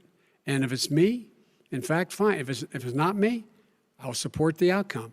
And I'll be a president not just for the Democrats. I'll be a president for Democrats and Republicans. And this guy, I want to see an honest ballot count. Gentlemen, you say that's the end of it? This is the end of this debate? Honest ballot count. We're going to leave it there. To be continued as in more debates as we go on. President Trump, Vice President Biden, it's been an interesting hour and a half. I want to thank you both for participating in the first of 3 debates that you have agreed to engage in. We want to thank Case Western Reserve University and the Cleveland Clinic for hosting this event. The next debate, sponsored by the Commission on Presidential Debates, will be 1 week from tomorrow, October 7th, at the University of Utah in Salt Lake City. The 2 vice presidential nominees, Vice President Mike Pence and Senator Kamala Harris, will debate at 9 p.m. Eastern that night. We hope you watch. Until then, thank you and good night.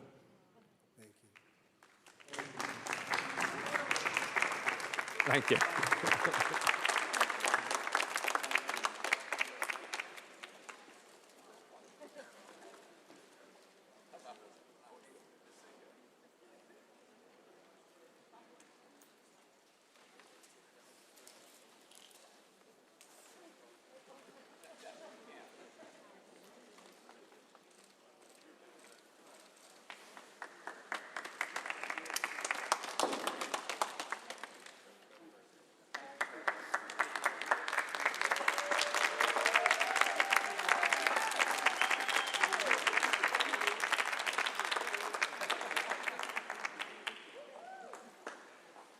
Trump, the greatest president of all time.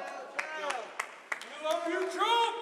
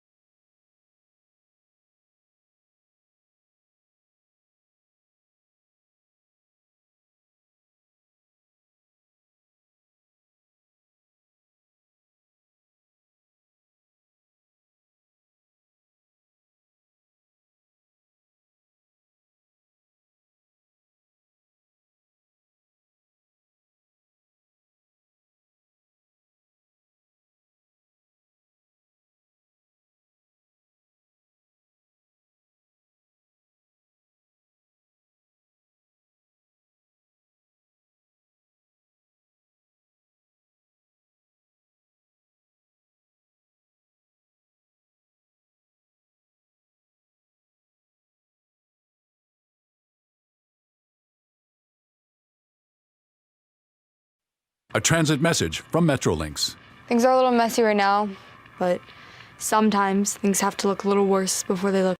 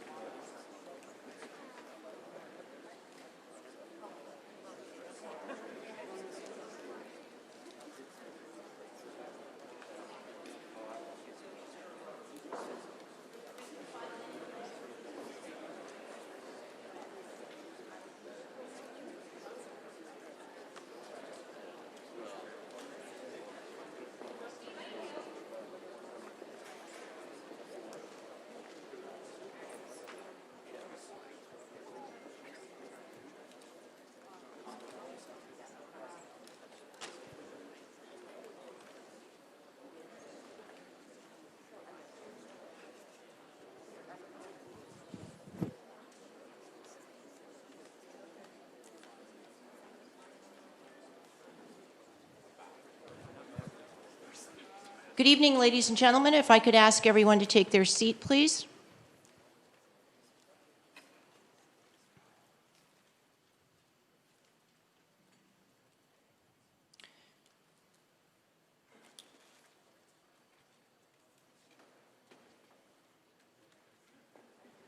My name is Janet Brown. I'm Executive Director of the Commission on Presidential Debates, and I'd like to welcome you to the first presidential debate of 2020.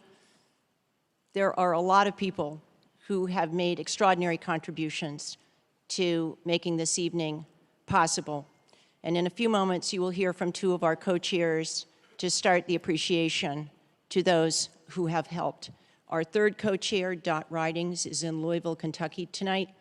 Her leadership in debates goes back to 1976 and includes the presidency of the League of Women Voters.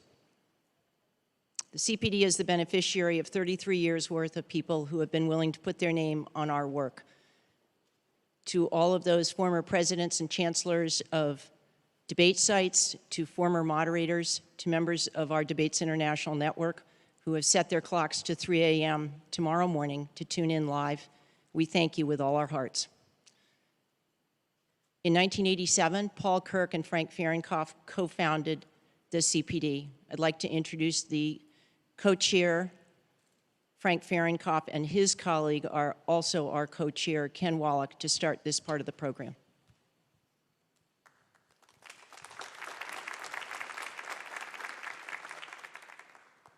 Thank you, Janet, and thank you, ladies and gentlemen, and welcome to the Health Education Campus, Case Western Reserve, and the Cleveland Clinic. And if you have not had the opportunity yet to go around and see this fantastic facility, you really should. It's just a great tribute to everyone who's been involved with it, and it's so important to our nation. To say, as Janet mentioned, that this has been the most challenging time for this commission in its 33 years of existence due to the coronavirus problems. So many people, as Janet said, are responsible. We normally don't come out when my co-chairman and I come out and thank people, but we wouldn't be here today if it had not been for them.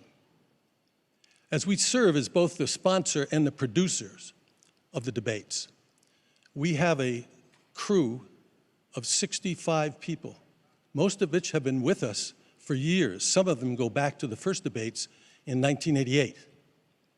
And thanks so much to United Airlines, who stepped up to the plate and graciously provided to fly our whole crew from one site to another throughout the rest of the term of these debates. So we have a great shout out for United Airlines.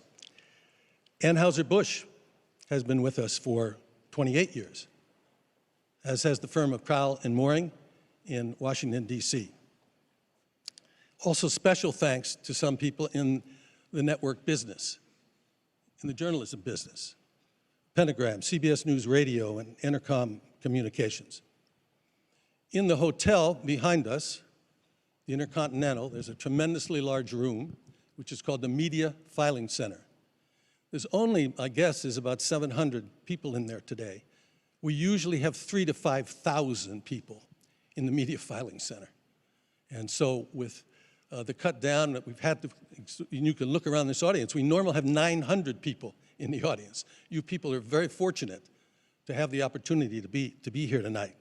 But the National Press Club in Washington, D.C. tonight is hosting a media filing center for those journalists in Washington who couldn't be here tonight. And so we're very, very thankful for that. Many of you, I see faces here I've known and been in the audience before. There will be, in the estimate of most experts, close to 120 million people watching this debate this evening. It'll be on their TV sets, it'll be on their computers, it'll be on their iPads, it'll be on their iPhones, it'll be listening on the radio. And those 120 million, or however it works out to be, deserve to be able to listen and observe on this stage tonight. These two men put forth the reasons why they should be elected president of the United States. And that's why it's been our history in the general election debates that we urge our audiences not to clap, not to yell, to sit silently and not interfere with these people who are trying to ascertain who they're going to vote for. Now, exactly at 9 o'clock, you're going to hear a lot of noise behind you. If you turn around now, you can take a quick look. There's 3 on this side and 3 on this side, and these are the major nets. And at 9 sharp, you're going to hear them all go on air. And so it makes a little noise, so don't be afraid by it. And I must, at the end, really thank the people that you saw on your way here tonight, and you see around here. The United States Secret Service, the Federal Bureau of Investigation, Department of Homeland Security, and Clemson University Media Forensic Hub that is working with us and monitoring the web and social media. So there's so many people to thank, and these men and women, and the police department that you saw outside, the local police department, who work so hard to keep us all safe and to keep our nation safe. So thanks. And now I'd like to introduce the newest member of the leadership team, Ken Wallach, who for 25 years ran the National Democratic Institute of International Affairs, NDI, and we're really excited to have him join us as a co-chair. I join Frank, Janet, and fellow board members, including Yvonne Howe and Jane Harmon, who are with us tonight, in welcoming you to the 23rd presidential debate sponsored and organized by the Commission on Presidential Debates. As Frank said, I'm the Commission's newest co-chair, and as the new kid on the block, I am proud to work alongside those who have been engaged in this initiative for the past 33 years. These debates have now become an integral part of our political process, a view shared by the most important judge, the American electorate. Presidential debates, but as significant as debates have become here, they can be even more consequential overseas, where the Commission, in partnership with the National Democratic Institute, has helped organize more than 400 debates in 45 nations. In post-conflict countries and in new and emerging democracies, debates have helped level the playing field in places where only one party has ruled. They have forced discussion on policy issues, not personalities. And yes, they have promoted comity among political competitors. And that's comity with a T. And this effort has spawned the establishment of a global support network of similar debate organizations from nearly 40 countries, dubbed Debates International. Now I would call your attention to the Commission-sponsored Debate Watch 2020 and the participation by watch groups in all 50 states. From a hair salon owner in Cleveland Heights hosting 10 employees to the Atlantic Council hosting a global audience for more than 80,000. The goal of the Debate Watch is not to say who won or